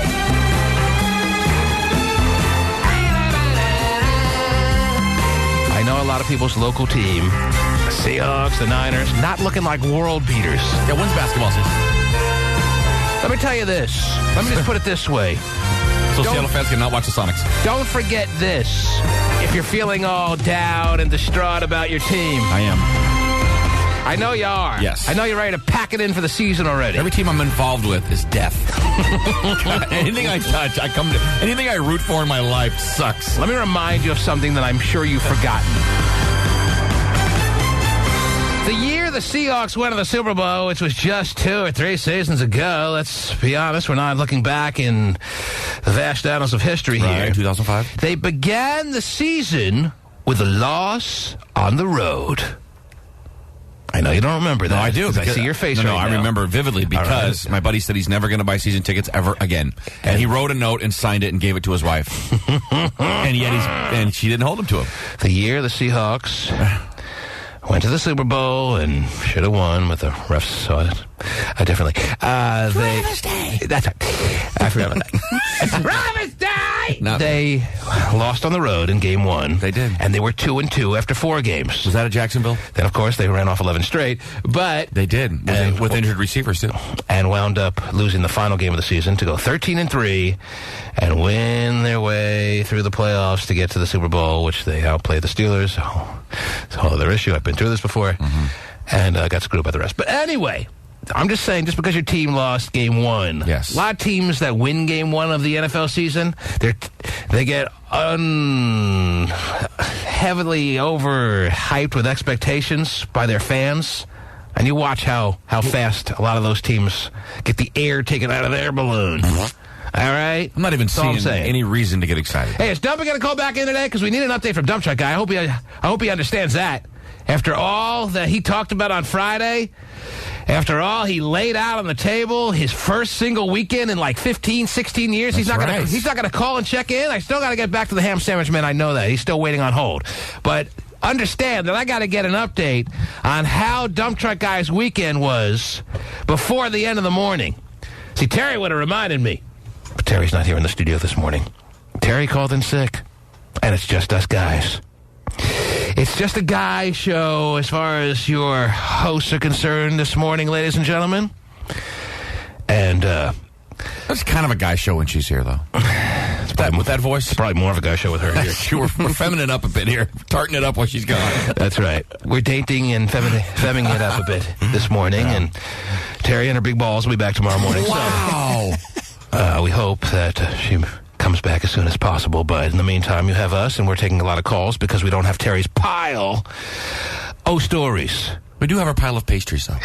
We don't have her pile to help us through the news of the day. So it's pretty much us and you at 1-866-663-TEAM. And Dumpy's going to call in, right? He knows that. Has to.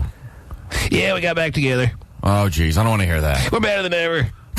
Come on, no way. Yeah, she came home, she apologized, said I'm the greatest thing that ever happened to her. Pasty. Well, I mean, he's not going to say that. That didn't happen. I don't think that's possible, especially after all he said on Friday. But you never know. It was pretty emotional. I mean, why is he not calling in? Why is he not telling us? Is he just so exhausted and still passed out from what he promised would be the most wild drinking weekend of his life? He might be. I hope he's all right. Still recovering?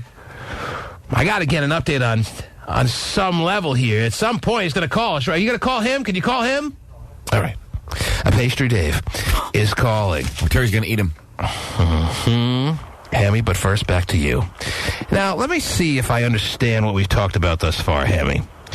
And as I said, Terry's not here to keep me in check, so excuse me if I get a little overdone here. But did you make references almost... I was kind of thinking about this when I was taking a piss during the break there.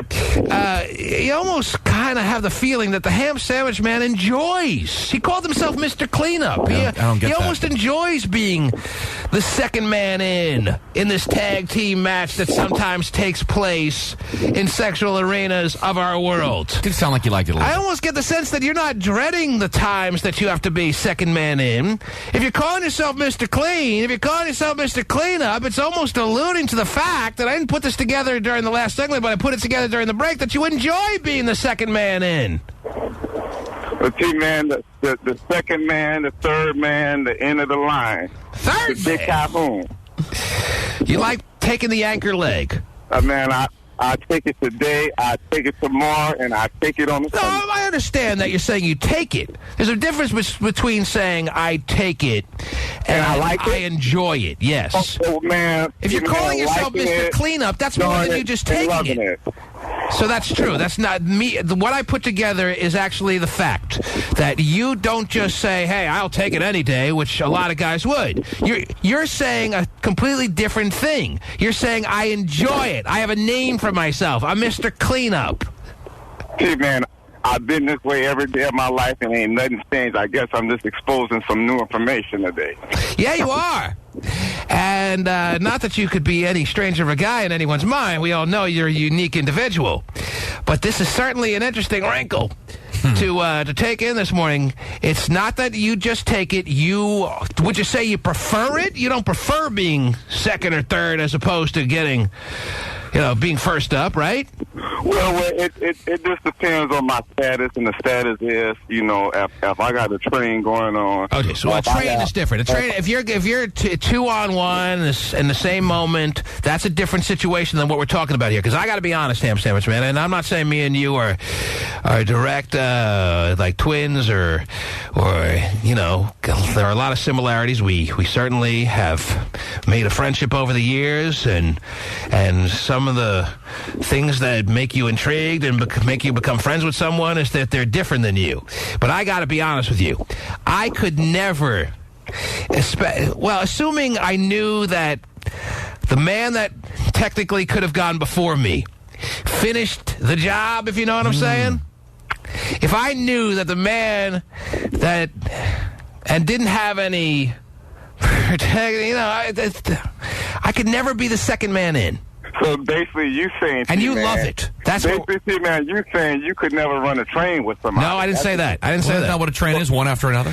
No. A train is. That's what I'm relating myself to. I'm relating myself to. It was a 2-on-1, 2 men and 1 guy, and by me being me. No, but you said you were walking around the block when he was going first at it, and then he told you when he was done, and then he called you in, and he left. Oh, then there you have it. Right, that's what you're telling me. So that to me is different than 2-on-1. And that's a big difference. Well, see, it really wasn't a different. It was just a different type of privacy. Yeah, I'll have to look that word up. But anyway, that's what happened this weekend. Well, the thing that I'm upset about, T-Man, about the weekend, that happened on Friday night. Yes. Saturday night, I got some good information that they got an abandoned apartment that's empty, and I can use it for the night. Now, the thing about the little pad, it was so copacetic that you could bring any woman there. So I brought a little light-skinned, red-bone female over there. Yeah. And you know what I'm saying? I paid $5 to get a ride to pick her up. I also gave the same man that I let him bust his first female up first. Right. I also went in my wallet and gave him $7. You know what I'm saying? Yeah. Use the room. So you're stepping up for this guy, and why are you angry? Why are you disappointed? What's let you down? T-Man, Sunday morning, I get into the big fuss of my life. The biggest fuss of your life? That's a pretty heavy statement. All right, go ahead. What's the biggest fuss of your life? The big fuss of my life, this man confronted me and humiliated me and made me feel so bad because he's mad that he did not bust the girl up that I had last night. He wanted first crack again at this girl. He feels like he's established a situation with you that he's always first man up. On a new piece. This was a new piece. I understand, but he feels like the history that you guys have between each other is such that it never will change, that he's always the first man in on any new girl, that even if you find her first, as long as he's invited to the party, if you will, that he goes first and you go second. He thinks that's always the way it's got to be in your relationship and your friendship with him. See, man, he told me if he knew for a fact that I was in the room busting her up, guess what he said he was going to do? You tell me.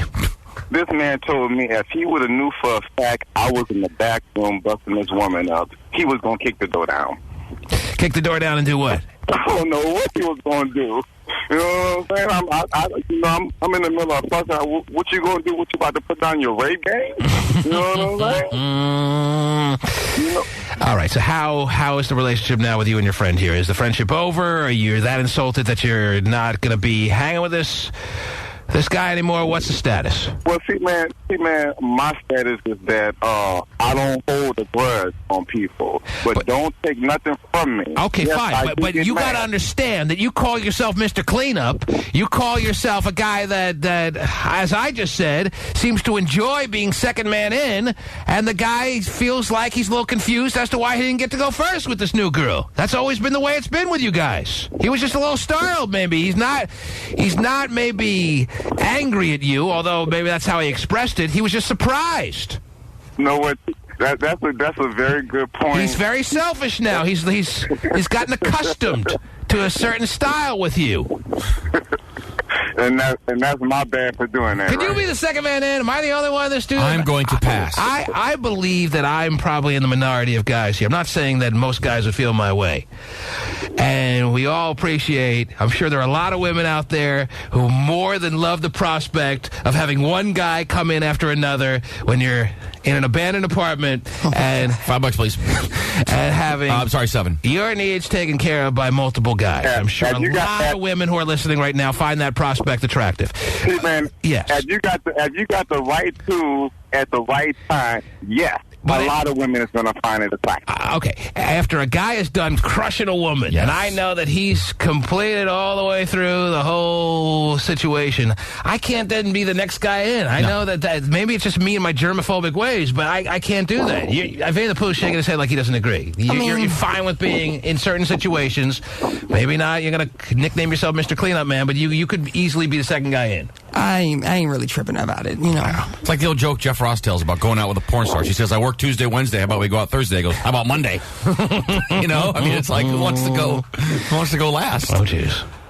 Yes. Well, it's just a half and half scenario. Some men are with it, and a lot more are with it. You know so are you saying you and this guy almost came to blows? Oh, you and this guy, were you close to fighting? Were you close to getting... Yes. Really? You were close to getting violent? It almost came to a situation where other people would have to peel you off this guy.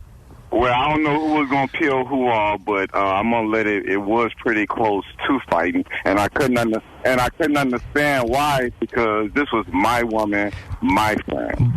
But most importantly, did the light-skinned, red-boned woman get the night of her life with the ham sandwich man? Yes or no? See, man, she blew my back out. She blew your back out? She blew my back out. I don't know if that's good or not. But anyway. Sounds painful. All right. Very painful. Okay. Well, that doesn't tell me if she had the night of her life. But anyway, thank you very much for sharing that story with us. And it just shows you how selfish people can be out there, especially when they get accustomed of a certain bit of territory. And that's what I'm telling you have to be aware of here. He got used to this certain little area of his world that he was very much loving and wanted to keep a hold of, and all of a sudden you wanted a tiny bit of it back when it was certainly justified when this was a woman that he didn't know from a hole in the wall, and you wanted your rightful first little crack, and then he's getting all mad at you to the point where you're almost fighting with him. Because she was in roadkill, you know what I'm saying? You know, she was like a 6 or a 5. I see. Red bone, light skinned, sexy little mama. You heard me? I do hear you. Yes. I'm not a good sharer, I don't think. Now that I think about it. All in all, really? Yeah, I'm not a good sharer. Even with the fight and taken into consideration, was it a good weekend? It takes a lot for the ham sandwich man to have a bad weekend. Was it a good weekend, or would you consider this a bad weekend? Well, based on hearing your point of view, I'm going to bounce back to it was a very good weekend. Not only was it a very good weekend, it's Monday, children to daycare, and I'm out here. Okay, that's his target. Women taking their children to daycare is the ones that Hammy is targeting for the morning. Oh, I heard they're the horniest. Don't you think that's a little frightening to be saying on the air that your night vision goggles, it's daytime, are focused in on the women taking their children to daycare this morning? Well, not really the children at daycare. No, I'm not saying, even though it's not the children at daycare, even though I know you're not focusing on the children. The fact that you're... Keep them badass kids in the house is more of the women. It's more of the women. kids. Meaning that I know for a fact that them women are out here this morning, and they're going to be out here all day, and I'm going to be out here all day looking for them and hunting them down. Well, they just dropped their kids off. Their responsibilities have just got slimmed down. They're all freed up for the day. The ham sandwich man sees this and doesn't understand why other guys aren't staking out the daycare centers. Because other guys realize that if a woman drops a kid off, she's going to work. Stop everything. The AMP gas station. Yes, okay. So the targets for the morning are the AMPMs, the bus stops, and the daycare centers. And there you have it. Definitely them daycare centers. Sounds like a weekday in the life of the ham sandwich man. Cool as that. The weekend is over, the weekdays are here, and the daycare centers be on alert. And school is back in action. Ham sandwich man, have a great Monday. Wow. There he goes. Wow. There he goes. Mr. Cleanup Man. The ham sandwich man. Any sign of Dumpy? What's the story? Hold on. Still trying to get in touch with him. He's not answering. No. He hasn't called us. No. He doesn't think that after all that went down Friday morning, that we're going to be hanging around here wondering, question marks, needing the blanks filled in, wanting an update. He doesn't feel like a call to us is necessary. Apparently not yet. Maybe he's still sleeping it in. But I'm doing everything possible.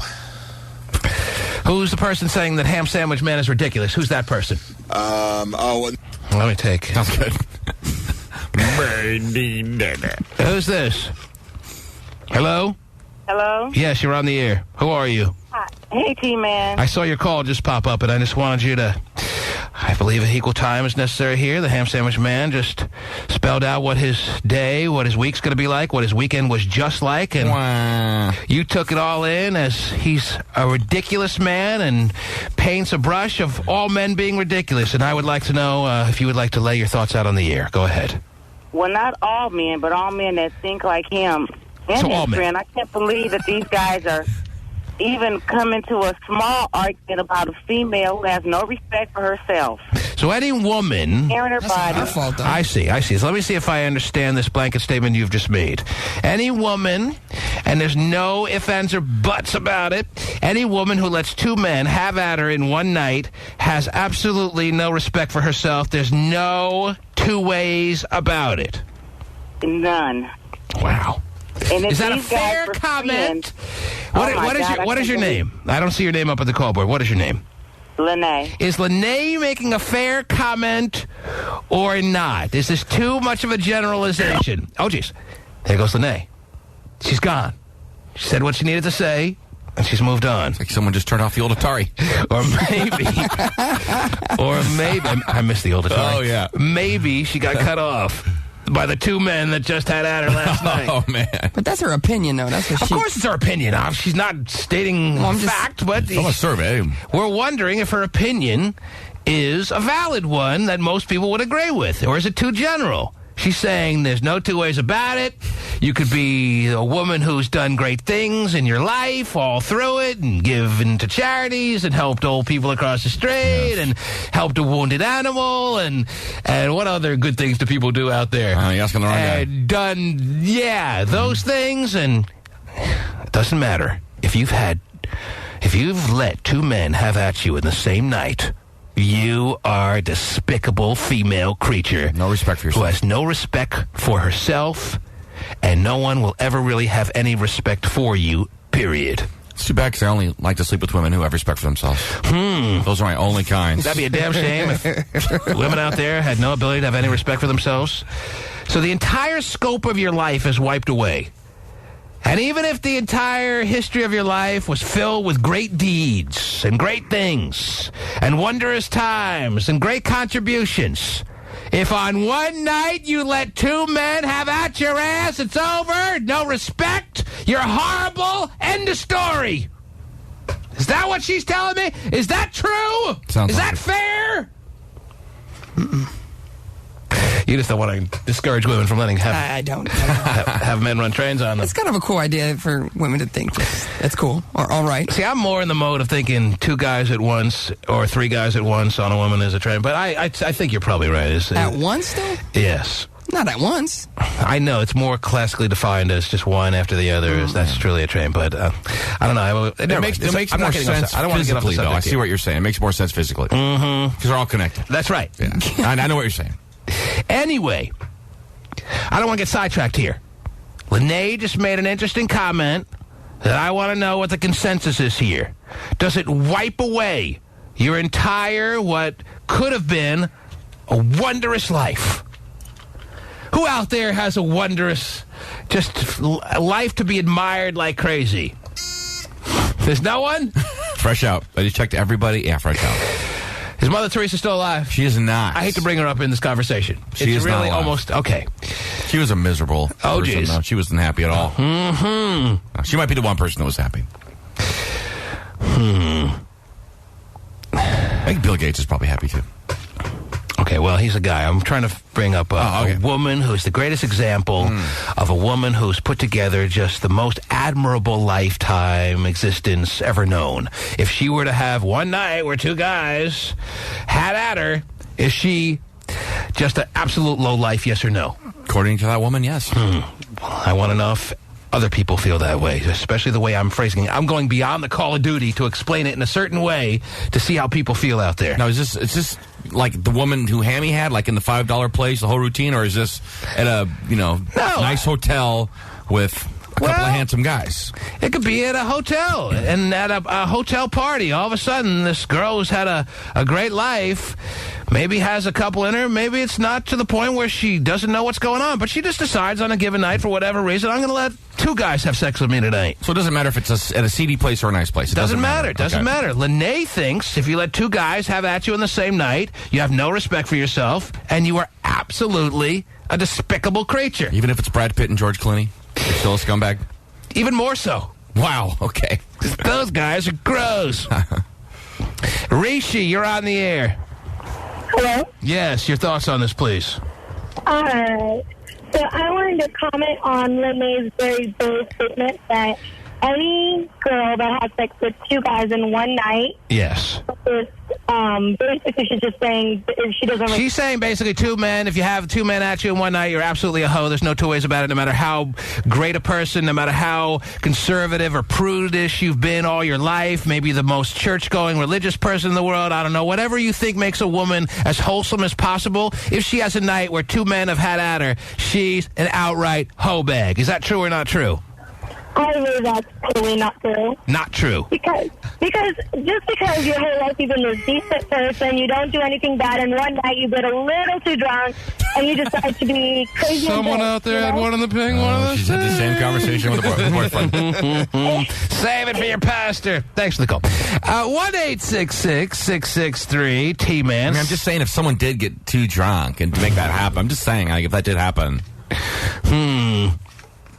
Toby, this is a girl? I want to hear mostly from the female contingent out there. Hello? I hear you're, Toby's a woman. Okay, you're on the air, Toby. I don't think that makes you a whore at all. Doesn't make you a whore at all. Not even close. Not even at all. Because maybe you're just a little more self-confident than Lene. She sounds a little down in the dumps there. And maybe you just like sex a little more than her, and But is it truly revealing? Is it truly revealing on how much you like sex? If you like sex more than the next girl if you let two men have sex with you in one night, as opposed to one man having sex with you twice? Well, maybe you just are a little more adventurous than the next person. So you're a closed-minded, non-adventurous person if you don't let two men have sex with you in one night, as opposed to being a despicable, sleazy hoe if you let two men have sex with you in one night, like what was her name? Lene just said. No. But you know what? Everybody's different. Maybe it's just not her cup of tea. Exactly. I know everyone's different. I know a lot of people would have differing opinions. I just want to know what the average person in our audience is feeling like, and you disagree, but I got a couple ladies on the line at least that agree with Lene, like Shayna. Hello. Buzzkill. Hi. Yeah, Shayna. Yes, I do agree with her. I think that, you have to uphold yourself like a lady at all times. That means even in the bedroom when you're getting freaky, it's okay to get wild, but two guys is too much. So you lose your lady status. You're not a lady If you let two guys have sex with you in one night. I mean, no, You're now I a don't man. think you're a lady. Sorry. You're not. Uh-huh. And you think, now thinking about it that way, you think that's a fair way to put it, that you have lost your ability to call yourself a lady from that day to the end of time if you let two men have at you in the same night? No. What if you Like let you one just man said. have at you, then you take a shower, but you let another man have at you in the same night? Yes. That's the same thing. It's still nasty. Well, why? If you get, When say you you shower, get you're not- pregnant, you don't know who's the daddy. What about that in the same week? Who's the daddy? As She has long more so bones. if you have any confusion because you've had sex with multiple guys as to who the daddy may be should you get impregnated, that's to you what eliminates your ability to call yourself a lady. No, it's more than that, but that just makes it even worse because it's like you may or may not use a condom and you're with two different guys. I ain't using a Like, condom. No, I'll pass. You know, it's Me and Tasha like, don't use condoms. No, thanks. Where are you going to be later?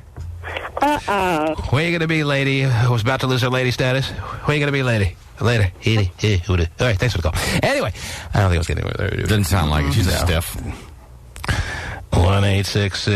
1-866-663-T-Man. Trina also feels like you are not a lady. Trina, hello. Hi. Hi, Trina. I think that you are an absolute slut. That is just not going to cut it. Just not going to get it at all. And I think that other lady, she was in agreement with the man because she's a slut. She sounded Trina, like one. How old are you? I hate to bring age into the equation, but I think a lot of people out there may be saying, oh, Trina's older, sounds older. And I'm she's 27. All right, probably, I'm assuming that's why I'm glad I asked. People might have thought you sounded very composed and very mature. That's a nice way of saying you sounded old. And people may have thought that you were older than that and maybe under the assumption of you're just an old lady who doesn't get it these days. But 27 no, I is... get it. I understand. You know, I mean, to each his own. If you like it, I love it. But you're still a slut. Uh-huh. So you're not saying you wouldn't do it, but you just, when you do at times act like that, you just feel like it's a night where you've allowed yourself to be an outright slut. But Lene was saying that you're a slut from that day to the end of time, no matter what you've done in the past, no matter what you do in the future. You can't come back from that. You agree with that? No. Yes, you are a slut. You're a bona fide slut. You're going to be a slut for forever. You could whatever. You could never reform yourself. If you're a slut and you'd rather not be one who considers themselves a slut, you can't do anything to eliminate that labeling. Once a slut, always a slut. Yeah, you might as well just put on some hooker boots and go out there. Oh, my God. Oh, get them on already. Trina? Yes? With that said, should we conclude that you've never let two men have at you in the same night, or you have and you're just That more than would happy to be acknowledge a that you're a no. slut? It's a no. That would be a no. No, you have or no, you haven't? Oh, it is. I have not. All right. Thanks for the call. So if having multiple partners in one night makes you a slut, what does that make a phone operator? Oh, jeez. Well, he's had many a labeling thrown at him. I mean, he's beyond two a night. I don't know why you're bringing him into this. Well, I mean, matter. he doesn't. I was actually he getting wouldn't turned on call for a second there. He wouldn't call himself a slut. He doesn't know what he is. All right. Why are you bringing it on him? He's done worse than two a night, though. And people make like two a night's the worst thing ever. This guy's had a baker's dozen in like an hour. 1-866-663 T-Man. Back after these words. The T-Man Show. Hey, yo, Shelby. Hi. What's up, baby? Hey, so I just think that it's out of line for these women to be telling other girls that they're sluts because they choose to do whatever they want to do in the bedroom. I don't think it's anybody's business, and to call people names is just rude. How come all the white girls are calling and saying women are not sluts if they have two guys in one night? I'm sorry, what? Huh. I don't know. All right, yeah, thanks. Thanks. Your comments are on the record. Daniela, you're on the air. Hello. Oh. White girls love many, many, many guys. Yes. Go ahead, Daniela. Hello. Love it more than anything. Oh, jeez. Yes, Daniela. Hello? Hello? All right, let me go to Nicole. Nicole's on the air. Yes, Nicole, can you hear me? I can hear you. Can you hear me? I can hear you, Nicole. How are you, baby? Good. How are you? Good. What's going on in your world? Well, I was just calling to say that I don't think girls are sluts if they do it, because if they do it, hey, more power to them. Guys can do it with 2 girls, so... It is kind of a double standard. You're talking about a situation where, obviously, for it to happen, you got guys acting in a raunchy type fashion, and that's not even part of the wonder here. Well, we all assume guys are sluts. No guy has a problem with being labeled as such. As a matter of fact, it's a very complimentary term in a lot of forms to be called in any kind of reference to being promiscuous, but it was just something that I found a bit interesting as the ham sandwich man led us into it. You know what I'm saying? Yeah. Okay, so you're fine, okay? I'm fine with that. And then the girl before who kept calling the women sluts, that's just wrong. It was pretty much Lene who took this conversation to the next level. Yeah. Yeah, no woman could have any respect for herself if she behaves like that, and you don't agree, Nicole. You've done it many a night, and you have a lot of respect for yourself. That's right. Good for you. All right. Very good for you. All right. Thanks, See you soon. All right. Yes, I'll be looking forward to your MySpace email later. Yes. Just too busy sending it to comment. 1-866-663-T-Man is the number to call. James, waiting to speak. Yes, James. Hey, what's up, T-Man? What's up, Jimmy? Man, like, these ladies, or these women, they can't say the girls ain't ladies and whatnot. Like, the girl who talks about the next girl being with 2 men the same night, she's that same girl going to be on the club scene Saturday night with a hoochie skirt on, wearing no bra, talking about she a lady all the time and say the next person ain't a lady. But the way the men like it, they like you to look like a lady on the streets, but they want you to it is. So all women who have been commenting this morning about them understanding what a true lady really is, they don't know it better than anyone else, and they need to take a good long look at themselves in a full-length mirror and know they ain't any more special or wholesome than pretty much anyone else out there. Pretty much. Like he or she. At least the ones that are speaking like they're holier than thou. That's what you're feeling. Yeah, exactly. Hole. The one who like to point their fingers and call other women's hoes, according to James, are the same ones that he's seen dressing in their serious slut gear at the clubs, talking about what a lady they are. Exactly. You can dress kind of slutty at a club and, not have relations with someone and still be a lady, right? The minute you put a short skirt on, you're not a lady? Well, James feels like if you really go beyond the call of duty to slut yourself out in the serious slut gear, then you better not be the one who points their finger at other women's, calling them anything. Big difference. Pretty much. Putting on a short skirt and getting trained is a big difference. Wouldn't you say? James? James is done talking. All right, sounds good.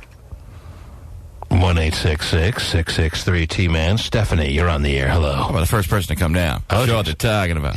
Yeah, we're getting confused about the differences here. It's all starting to run together. And so, Stephanie, you're on the air. Hello. I'm first.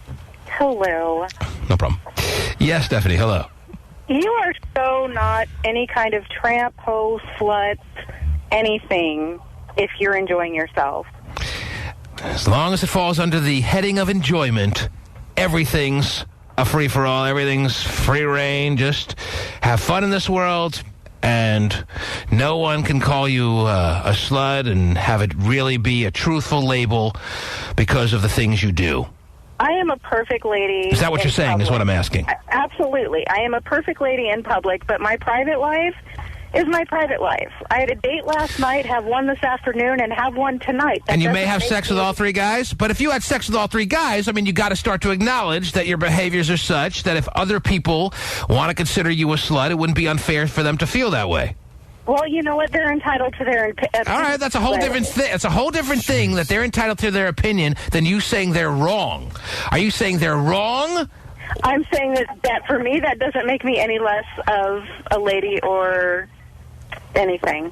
Well, there's got to be a point where a woman acts in such a way where being called a slut is an accurate description, wouldn't you say, or no? No. Or you're saying there's no such thing as a slut? No.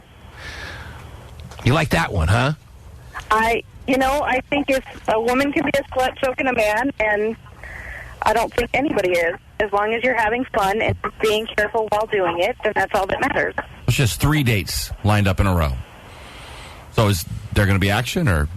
These guys really lucking out today, huh? These guys who are set up with you for the dates today, are they pretty much, as long as they don't do something to blow it, that they are looking forward to some nonstop, never-ending sexual entertainment that you're going to provide, or do they have to go the extra mile or beyond the call of duty to get in good with you? What's the situation there? Are they pretty much set up for a slam dunk, or what? No, not necessarily. It never is. Necessarily. She would have said no. All right, so what has to happen for these guys to be able to close the deal with you today? These 3 dates that you have set up for today. What has to transpire for these guys to come out of the situation getting what they may consider the ultimate prize? A heartbeat? These guys, actually, I already date. I date like 5 different guys, and so there's guaranteed action for all 3 guys today. Pretty much, yeah. You're going to have sex with 3 different guys today. Yeah. Hang on the line for a second. 269 chat. I'm up against a hard break here. Oh, that's not why you put her on hold. And I'm not sure we're done with Stephanie yet. Okay. I don't know if there's anything left to be said after what just was spoken about on the air, but just in case we think of something during the break. Mm-hmm. I need to Yeah. Terry's not here today, ladies and gentlemen. So it's just us boys here in the studio. Maybe you've noticed. Yeah, we need some women company.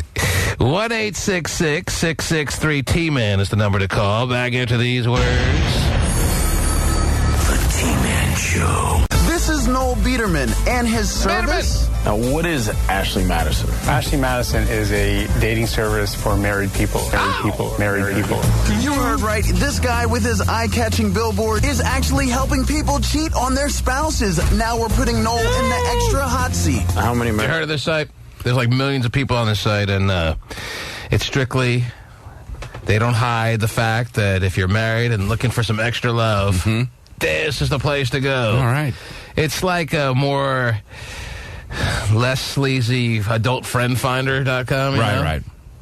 Adult Friend Finder, it's just blatant, do you want to have sex with this person? Why is it less sleazy, though? Because they actually set you up on dates, believe it or not. Oh, okay. With people, as opposed to just meeting at a spot for sex. It's, if you're someone who's married but has something missing and wants to start dating behind your spouse's back. It's like awkward conversation at a restaurant you're paying for? This is the site you go to. Or is actually helping people cheat on their spouses. Now we're putting Noel in the extra hot seat. How many marriages do you estimate that you've broken up? How do you sleep at night? With more than 2 million members, apparently very well. Do you ever think about the possibility that you're breaking up marriages and hurting families? It's not me that's breaking up the marriage, right? Like 50% of marriages end in divorce, period, end of story. Maybe so, but it's actually higher than that now. Is it really? But who's counting? Yes. And I'll tell you why it's happened. It's very simple. Well, aside from the fact that we have less tolerance than ever before, I think I've gone through this. MySpace isn't helping. That's part of the new spike up in divorces. Divorces started spiking in the 60s, the 70s, and especially the 80s when women, and don't get me wrong, I'm very happy that women are not only working but doing very well in the workplace. When women started really getting in the workplace in full force, they got exposed to a whole new avenue of life where men they came in contact with on a regular basis, even though they were happily married and even though their intentions were strictly to be a work professional.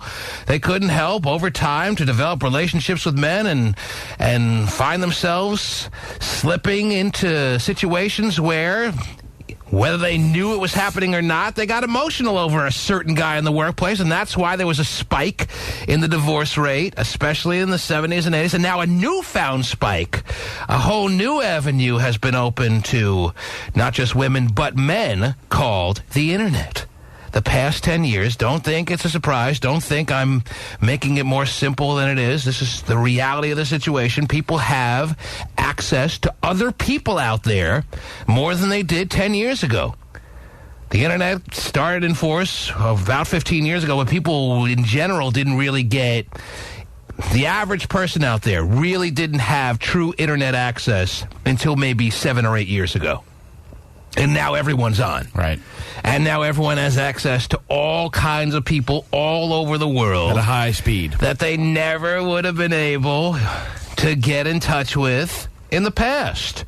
And they start out, oh, this is just casual. I don't mean to do anything that would violate anything. And that was their initial intention. And then slowly but surely, inch by inch, start creeping into a more violation type world. Before you know it, you're meeting somebody in the middle of the country because that's halfway between you and them, and you're in a cheesy hotel in Nebraska, and your marriage is all of a sudden not as on the front burner as it was or would have been had you not had this exposure that you now have. But I feel alive.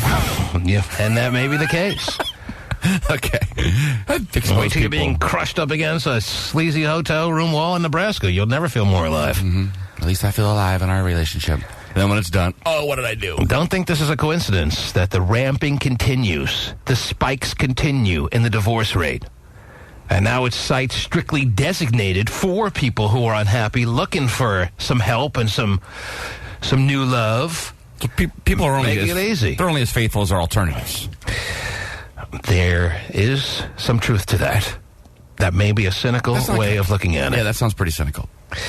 When people had less access to other people, it's surprising how much more they were apt to stay married than now that they have less tolerance and more access to people. Man, my wife's a bunt, but it's all I got.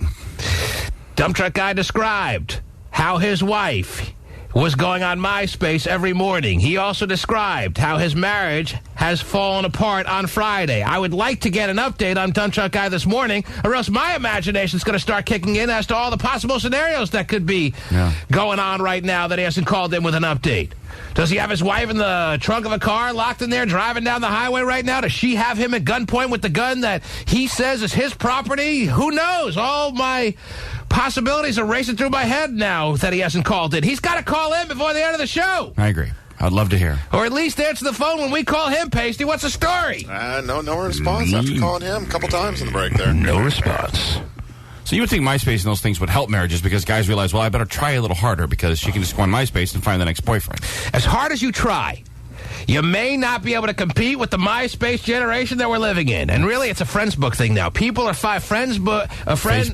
What am I saying? Friends book. Facebook has a unbelievable sized membership now. I was at a Facebook reunion on Friday. And Facebook has people finding people that you thought you'd never get in contact with so fast. It's a book of faces. How could you not? That old girlfriend that you never thought, as much as you thought about her, that you'll ever see again, you can find in 5 minutes on that site. I'm much bigger now. It's crazy. And if you think that's helping marriages out there, well, then you're stupid. Well, it's just a thought. It's I might be stupid for a lot of reasons, but it's a thought that if if guys say, well, my wife could just find someone on Facebook, I better be nicer to her. And you better be nicer to her. I better groom my privates. And you better be nicer to her. And you better damn groom your privates. But I'm just saying that even with your most groomed privates and your nicest way about you, it may not be good enough. So now we're back to why should I even try? I'm not saying that that's the way to conclude that scenario that we just described. That even though you can't take down the strip any further on your Johnson, you can't. And even though you can't be any nicer than you have been over the past 6 months, she still may cheat on you. Doesn't mean you should throw in the towel and just be a bastard. Well, that's okay. But it's a lot more fun to be that way. Lisa, you're on the air. Hello. Wish I knew either way. Hello. Yes, how are you? Are you going to cheat? I'm good. How are you, T-Man? Pretty good. I'm not sure if they've done any new, over the past couple of years, data on where the divorce rate is at. Any true, without a doubt, factual updates on that. But I guarantee you there's going to be another spike in the divorce rate thanks to really people getting into the Internet and really understanding all the Internet can do for them. It's not helping long-term relationships. It is not a friend of long-term relationships, especially now that Facebook has kicked in big time over the past year. This is not going to be a help. Don't be surprised. Expect another spike in divorces and long-term relationships that go by the wayside. And that may be unfortunate. Maybe not. I'm not sure how I feel. Lisa, you're on the air. Did I mention that? Yeah, I did mention you're on the air, right, Lisa? Okay. Yeah, How are you? I'm good. How are you? Good. What can I do for you? I just wanted to make a comment about the lady that's dating and having sex with a range of 3 and 5 different men, saying that it's okay because she's enjoying herself. Well, that's right. I still have Stephanie on the line who has... I'm a little confused. Does she have 3 dates set up for today or 3 dates over the next 3 days? I'm not sure. I thought it was 3 guys in 3 days. She has 3 guys set up over the next 3 days? Yeah, Right, but she also said she was dating 5 different guys. Yes. All right. All right. What's your comment on that? I just feel she's, it's no different than being a crackhead. Crackhead does crack for enjoyment. So any women with a roster of guys that she likes to, as they used to say in the olden days, play the field with, that is your moral equivalent of smoking crack. I mean, I'm just saying it's no different than smoking crack. I mean, you can't just say, well, she's enjoying herself, so it's cool for her to have sex with 2 and 3 different guys. There are levels of enjoyment that become more seedy. Would you say that a nice plate of elephant ears is the same as smoking crack? Yes. Would you? I'm just saying it's no different. Would you say it's that all bad. getting your It's all laughs bad. and having a big smile as you hit someone with the bumper cars at the county fair that's going on all over the country right now is the equivalent of smoking crack? That's enjoyment. You're saying all enjoyment is under the smoking crack umbrella? That doesn't seem to make much sense. What do you mean I'm too heavy for the bumper cars? All enjoyment. I'm just saying for you to say that, the woman is enjoying herself, so But that's smoking why crack's she does illegal. it. It's a little different, you know. Well, she just said enjoyment. She didn't say legal enjoyment or illegal enjoyment. No, but you're saying that any enjoyment, and we're telling you that one is legal and one's not. How could you make them seem like they're exact parallels? Smoking crack, and this woman having 5 guys that she rotates in and has sex with, at least 3 to 5 of them, is the same as smoking crack. Now, maybe there are people out there that agree with that from a morality standpoint, a woman out there who's willing to have sex with 5 guys in a given month is the equivalent of smoking crack. I just don't think that the masses out there in this day and age is going to come anywhere close to agreeing with you, Lisa. Why are you talking like a weirdo? I'm not saying that. I'm just saying that, there are different, parallels for enjoyment, but I'm just saying it doesn't make it no better, no worse. Because if you're a crackhead, you do it for enjoyment, and you have sex for enjoyment with 2 and 3 different guys, it's still disgusting. Mm-hmm. All right, so it's the same level of disgusting to you. That's all I'm saying. I'm not saying that, And this is your opinion, obviously, and you're entitled to it. You feel it's just as vile for a woman to have sex with multiple partners as it is to smoke crack. What if she has sex with multiple partners while smoking crack? That really must set you off, huh? Must be ecstasy. No, and the lady we see that as highly talented. You see that as disgusting as I imagine it could possibly get, right? It's gross. Mm-hmm. Okay. And what about you? What's going on in your social life? You're a one-man woman? Huh? For 10 years. For 10 years. And maybe that's why you're speaking like this. Maybe you wish you could behave like Stephanie, who's got 5 guys who she's currently having sex with. And because you can't, because you have to be, how you say, faithful to this man in your life, you lash out at women like Stephanie. Apparently you're not on Facebook yet, are you, Lisa? You're not on MySpace with a profile that accepts all friends, are you, Lisa? Huh? I actually do have a MySpace. Oh, you have a MySpace. And is it a private MySpace, or is it wide open for anyone to peruse your space? Wide open. It's wide open. It's not private. Do you accept anyone that offers to be your friend, or no? I do. All right, that's only a matter of time. What if 3 guys viewed your page on the same day? I'm sorry? It's only a matter of time. I give it before Thanksgiving. That you are every bit the slut that you're condemning Stephanie for being right now on the airwaves. When I wasn't... Maybe not. Yes. With a guy when I didn't have a boyfriend, I never did sleep with 2 and 3 different guys in one day or at one time. Even when I was 19 or 20. You're happy in your life. Why do you have to condemn? Why can't you be happy for Stephanie, who's happy with her life, in having 5 different sexual partners right now? Why do you have to call her a slut? Why does that make you feel? But you're not happy for her. I mean, that's just not something I would do, and it's my opinion. I think it's disgusting. You would never have. You would never be rotating 5 guys in a particular time of your life for sex, no matter what your circumstances were. Is it that, or is it maybe the fact that there'd never be 5 takers out there that would have sex with you at a given time in your life? Which one is more accurate, Lisa? That has never been the case. I don't have any problems getting married. Right, of course. So if you wanted to have 5 takers in the next 2 weeks to have sex with, or 500 takers, you could make it happen, but that's not something you choose to do. Is that accurate? Exactly. Let's say I wanted you to have 500 sexual partners. How long would it take for you to find, if your life depended on it? If I said I was going to kill your whole family, if you didn't have 500 sexual partners in the next, but I wanted to be reasonable with you, how long do you think it would take you to get 500 interested men to have sex with you? Men have sex with anything. Like the guy that had sex with the woman in the bed and house. So that's for not $7. that's not a big endorsement for you if you say men will have sex with anything. So it's not going to be hard for any woman to get a guy all right, to have well, that's sex with not her. that. Just answer my question. Now, fine. It's easy for women to get men to have sex with them. How long would it take for you to round up 500 guys to have sex with you so that the threat of killing your family, which I'm just making as a hypothetical, would, I'm sure you were really concerned, is off the table? How long would it take you to find 500 interested men to have sex with you? A month? 2.5 months? 1 week? 5 hours? A year? What? Probably about a week or so, but... About a week or so? It's like 80 guys a day. But I have a job and go to school. 70 guys a day. She's like making calls. So can I count you in, Bob? Right, 70 guys a day she can do. Wow. You go to school and you have access to a lot of guys, and you think you could get it done in a week and a half. You could find 500 guys that are interested and willing, mark me down for yes, sex with Lisa, in a week and a half. I'm saying I have a job and I go to work and go to school. So I'm not out just looking for guys to have sex with. I know you're not. I'm just giving you a hypothetical, and you said a week and a half, and that's all I want. Probably a week or so. A week or so. If you're going to kill my family and I had to go out and find 500 different guys to sleep with, I know where to get these guys. If I told you, all right, you said a week or so, I'm going to give you a month. Would you be nervous, or you feel, oh, this is child's play?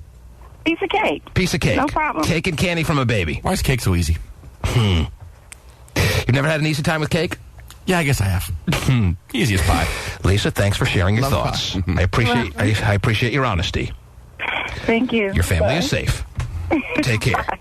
There she goes. Safe because she can't come up with 500 guys, or so safe because she can come up with 500 guys. A week and a half. Oh, I'd like to try if I was. She said if she answered a week and a half, if I was a madman who said, okay, you have a month. Saw 5. That's a great storyline. She wouldn't be nervous at all. Okay, I gotta start looking. Can't believe you said no, you bastard. 500 guys in 30 days. 500 guys in 30 days. You doing some fast math? Fast math. That's 16 guys a day, my friend. Oh, that's doable. Yeah. But the week and a half, she put out some lofty expectations for herself there. Yes, that's impossible. Wonder how many I could get. Stephanie, did you hear that? Is this the woman who I talked to in the last segment? Yes. The last call just called you a crack addict hoe, basically. Yeah, I guess. You don't want to fight it at all? You pretty much... She has her opinion. I don't care. It doesn't affect you at all. No, not even a little bit. Now, I was a little confused. Is it 3 guys that you have arranged for a little situation today, or is it 3 guys over the next 3 days? No, I had one last night, one this afternoon, and one tonight. So over a 24-hour period, it is 3 guys in, like, 1 day. Yeah, and it's not like that happens every day. And you already have one in the bag? You already had sex with the guy from last night? Yeah, oh yeah. And were you, like, top of your game sex, or were you feeling like you weren't that great? He definitely wasn't great. How was it? Oh, no. Always top of the game. Always top of your game. Everybody celebrates the first weekend in NFL in a different way. Well, you know. Okay. She was ready for some football. I had to take out my frustration. I had chili cheese nachos. You have frustrations, and you took it out sexually by using him as the vehicle to drive away your frustrations. The Seahawks lost. I had to do something. I understand. A lot of teams let down a lot of people yesterday. So, was it just more customary standard positions, or when you get frustrated, you really got to be pile-driven? What are we talking about here? You know, a little bit of everything is nice. You said you took out your frustrations on him. Is that to suggest that you were the aggressor and the more violent one, or what? Last night I was, yeah. And how did that play itself out, you being the more violent, aggressive one? What did you do to him that would indicate that you were the more aggressive and the more violent sexual of the two partners? There were ties involved in body frosting. Body what? Yeah, really violent with frosting. You must have been pissed. Mm-hmm. Oh, don't hurt me anymore with this frosting. Oh, I got a sprinkle in there that I'm going to rub all over you. I'm going to need 4 to 6 weeks just to recover from the frosting. Yeah, jeez. You're so violent. Thanks for sharing, Stephanie. Oh, you're very welcome. Another woman who clearly doesn't know who she is. She knows what she wants, though, at least. Sheena in Concord, you're next. Hello. 3 guys in Hi, one day. T-Man. Hi. I just wanted to say that, it's these women's choices, if they do want to get STDs and if they do want to have multiple partners, because that's more entertainment for me when I do watch the Moray show. You think any woman who has multiple partners is absolutely going to get an STD? You don't think any woman has educated herself enough on how to have multiple partners and not get an STD? No, I don't think that. I mean, yeah, some of them probably don't because they do play it safe. But for the most part, they're probably sloppy, But the one thing I did mainly want to say was, I don't see why you're putting the women on blast, because the men are just as bad. Like, if a guy would go sleep with a girl that sleeps with 5 guys in a day or in a week, he's going to be, diving through a hole, like a black hole, Wow. I just don't get how it's okay for him, to be okay with that. Mm-hmm. And what is your status if that would be a man driving through, as you put it, a black hole? A black hole. What is my status? Yes, what would a man be driving through if he ever got behind the wheel of your situation? I don't know. All I know is that it's tight. It's good. Didn't see that one coming. You don't know. All you know is it's tight and it's good. Kind of like my sweatpants. It's tight, it's good, and now she's added enjoyable. Of course. Anything else that just kicked into mind there? We got tight, we got good, we got enjoyable. Anything else? No. No. She'd be all I bad know at is Mad that I Libs. think my boyfriend's going to kill me now. Why? He told me not to call. He's got a tight, enjoyable, good. But don't you think, You're tight, good, and enjoyable? Yes. I just don't. I have no doubt. I can't wait to find out firsthand. And then secondhand. And then foot. And so on. Don't you think that it's not fair that you just put the women on blast? That's loose like that. Hey, the guys this is your show. You want to put the men on blast? Yes. Well, then blast away, honey. Go ahead. The floor is yours. Start a blasting. Thank you, T-Man. All I have to say is I just don't think it's fair that you do that. What are you wearing? That's all. The men should just get as bad as reputations as being a slut or a hoe. What do you got on right now as a woman. over the tight, enjoyable, good situation that you got going on? What do I have on? Yes, please. Is that what you said? I just have on my boyfriend's shorts and a T-shirt. Oh, my God. Where's your boyfriend right now? He's at work. Oh, and you're calling the T-Man show, laid up, twisting your hair around, and being a... And you guys said you were missing a lady, right? Well, yeah, Tari's not in the studio this morning. Otherwise, she would have had us disconnected a long time ago, and she'd be really going off on you, I'm sure, and getting on her soapbox and preaching why you're no more or less a slut than anyone that's called so far this morning. And I would certainly try to discourage her from doing that because we don't want to scare you away or anything. But what do you look like there? I have red hair. You what? I have red hair. Red I'm hair. white. So you're a fire crotch, okay, and height and weight? Huh? Height and weight? I'm 5'4" and curvy, I guess. Curvy. I don't see curvy on the scale. Can I get a hard number, please? I don't do numbers. Of course. So, no. Oh, God. Clearly, the minimum I'm here. trying to say I'm pretty thick. The minimum here is 170. Is that fair to say? Yeah. I would not have guessed that from her voice. I'm so bad at that. I had that feeling from her giggle. Yes. Not from her voice. Her voice is fine and leaving everything open to the imagination. Her giggle was a little chubby.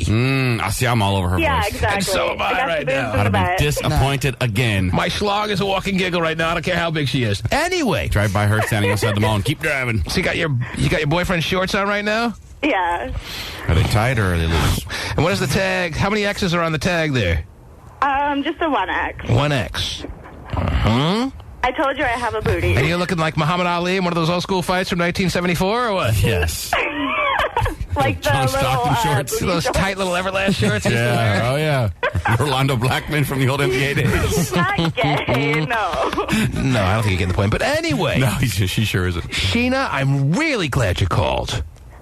Yeah, I'm excited too. That was You got fun. your opportunity to put the guys on blast, and equal time is what this show is all about. Probably done I saying didn't on really blast. blast them, though.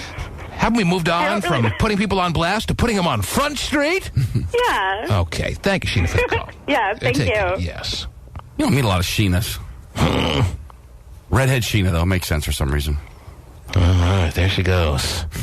There's tight. What was she again? Tight and... Enjoyable. Enjoyable and good. Good, yeah, good. I'm tight, enjoyable, and good. Very descriptive. If that voice would have invited me over in a heartbeat. And I'm a sandwich away from 300. Oh, boy. Well, aren't we all? Okay, maybe not all. I was so dialed into that voice. I don't know why. 170? All right. She got hotter even with the description for some reason. I'm in. Her voice was annoying me. Once she started laughing, I don't know. Oh, shut up. I can't stand it. Black hole. Whatever. Yeah, you guys are right. There's probably some really big moles on her face and stuff. Lots of freckles. You know, the ones that are big enough to have the hair coming out. Like the milk dud we talked about one time? That's right. Oh, jeez. But that wasn't on the face. I know. It's worse. Might as well have been. Yeah, it was really warm there. But then I went back at it a few years later and it was gone. Either it fell off because it was so big it couldn't handle the gravity situation. Probably did not fall off. Or she off. had it, like, surgically removed. That's probably what happened. You tell the doctor, here's my bun, take it off? Somebody beat it off her. Wow. It should have been me. The T-Man Show. Stand down, little man. Yeah, that's right. Oh, for real? I'm going to start pulling cards now. Can't handle that. Just acknowledge it. Don't feel like you're defeated because you have to admit that you couldn't be one to really know what to do with it. See, I know. I'm not even going to take this at Talking heart. all big about what he'd do with Serena Williams if he could get a hold of her. You and you guys are would. a little and you guy. I am. You see how thick she is now? Don't matter. You think that you'd be that? Oh, that's the only thick women I've ever been with. I'm not claiming that I could be the one to make her ooh and ah either. I'm not sitting here doing that. You're the one doing it. So don't just like on me. Well, I'm just saying, stand down, little man. For real? That's all I'm saying. You are. Well, you don't know what you're talking about. 55 pounds in over your head. You're not. You're in over your head with Serena Williams. You got a better shot of doing Ricky Williams than you do Serena Williams. Okay. Okay. Oh, he's a football player. Sorry, I don't. Yeah. You have no idea what you guys are She's talking not for you. He's talking all trash. Who's about talking what he trash? do You with can't. Serena Oh, just stand Williams. down. Who's talking? I am telling you to stand down and chill, man, because... Right. Whatever. What are you doing to the butter, man? Nothing. Anyway, okay. Right through it. What are you going to do with her? She might weigh as much as you. It don't matter. She's got him outweighed. Then it's going to be a tussle. You don't think she has him outweighed? How much? What does he weigh? 170? You weigh 170 now? Yeah. You really weigh He's 170? gaining weight. Ish, yeah. Those drinks are You kicking. growing up right before very young? I am. Those drinks are catching up to Is her our little finally. baby all grown up here? That's what I'm trying Looks to like it. Maybe you could handle Serena Williams. Well, thank Big you. 170. Maybe I better warn her about what may be coming her way at some point in the future. I'm glad you see it my way. 170 pounds of thunder. He's looking at pictures of Serena Williams in the paper, how she won the U.S. Open, and then he starts talking about what he would do with her, and I reacted by saying, stand down, little man, and he gets mad at me. Doing nothing and like it. Mm-hmm. If you heard someone... If Serena says put it on me, I'm going to put it on her. No, you're going to say, T-Man was right, I should stand down. No. No shot. I'm not saying you wouldn't try. Her ass is very intimidating. I'm just saying that you wouldn't make much of an impact, that's all. I'd make a severe impact. You wouldn't make her top... I don't know how many men she's had sex with. Let's assume that she's a normal woman her age. What is she, about 29 now? Something like that? Probably. Does that sound about right? Yeah, fine. Maybe younger, 27? She's the younger sister. What is this? Her sister's pushing 30 now, right? Serena? Yes. Serena's sister? Venus is pushing 30. Venus is probably 29, 30, yeah. All right, so she's probably 27. Okay. Let's say she's the average 27-year-old woman who's had sex with 173 guys. All right, probably more accurately about 22 guys. Okay. Does that sound about right? Ish. For a 27-year-old girl these days? Not her, but yeah, typical 27-year-old. Typical 27-year-old, what do you think, typical 27, how many male partners has she had so far in her life? 30. I don't know if it's quite that high for the average 27-year-old. I think, what do you say, Some 22? are helping the average big time, don't get me wrong. An average... Some girls out there who've had like 343 guys we just confirmed that Serena's 26. And spelled wrong. I said 27, so I was close. Yes. Anyway, the average 27-year-old girl has had sex with how many dudes? What did you say? Did you say 22 at one point or no? I said 22 and you said 30. I like 22. You like 22? Yeah. Okay, so let's agree on 22. Okay. Let's say Serena's had sex with 22 guys. All right. Does Vinnie the Pooh, with all the talk he's doing to the newspaper this morning, he's giving the newspaper a tongue lashing. He even poked a hole in it. Would he make her top 10? That would just be basically top 50%. Right, but so that's why I don't like that list. That's what I'm saying. Top 5. He's not even in her top 10. Oh, yeah. You're not making enough of an impact on her. Are you a top 10 guy after you're done with her? She's like, oh yeah. That little skinny guy was so good. That felt so good. That's right, yes. You're making her top 10? Top 10. I mean, I'm not going to be like, top 3 in it. But yes, I will make her top 10. I don't know. I think you better. I'm going to need you to make that happen. You need to put on 35 pounds of muscle. Look, weight has nothing to do with it. I don't know what you guys are. Grown man weight. What does weight got to do with it? I'm not saying weight has everything to do with it. I'm still saying you need to put on 35 pounds of muscle. For what? And then maybe you could get started. For what? You got to be able to keep your balance. No balance. If pipe is looking right, listen, son, I'm telling you. I don't want you to fall down. I'm not going to fall down. You got to first off give her a little crushing though. You got to give it to her. That's what the size of it's for. Terry Free will be back tomorrow. Yeah, what are we talking about? And she'll call you gay, and then and be right.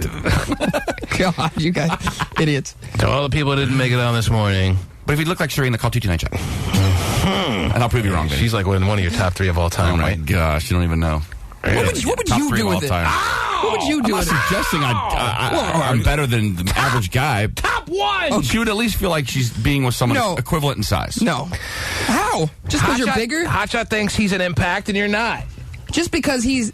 I can throw her around. I can pick her up. I can do stuff. You can't even lift her. Why would I want to lift her? She might want that. For real? She'd like to be thrown? Hotshot's not... A grown woman thrown? During the act, Hotshot's not going, my ACL! Oh! That's right. Okay. Who does... Get me an MRI, quick! I'm war tested. Oh, my God. Battle tested. Mm-hmm. And you would probably... You could still be, big, but have, a small little jump off, you feel me? If that was the case, then I'd see what you're saying. But I don't get how you correlate bigger size to a bigger piece. Over her head. Guys, continue this conversation. You just bend over. Jesus. Bend over. T-Man Show.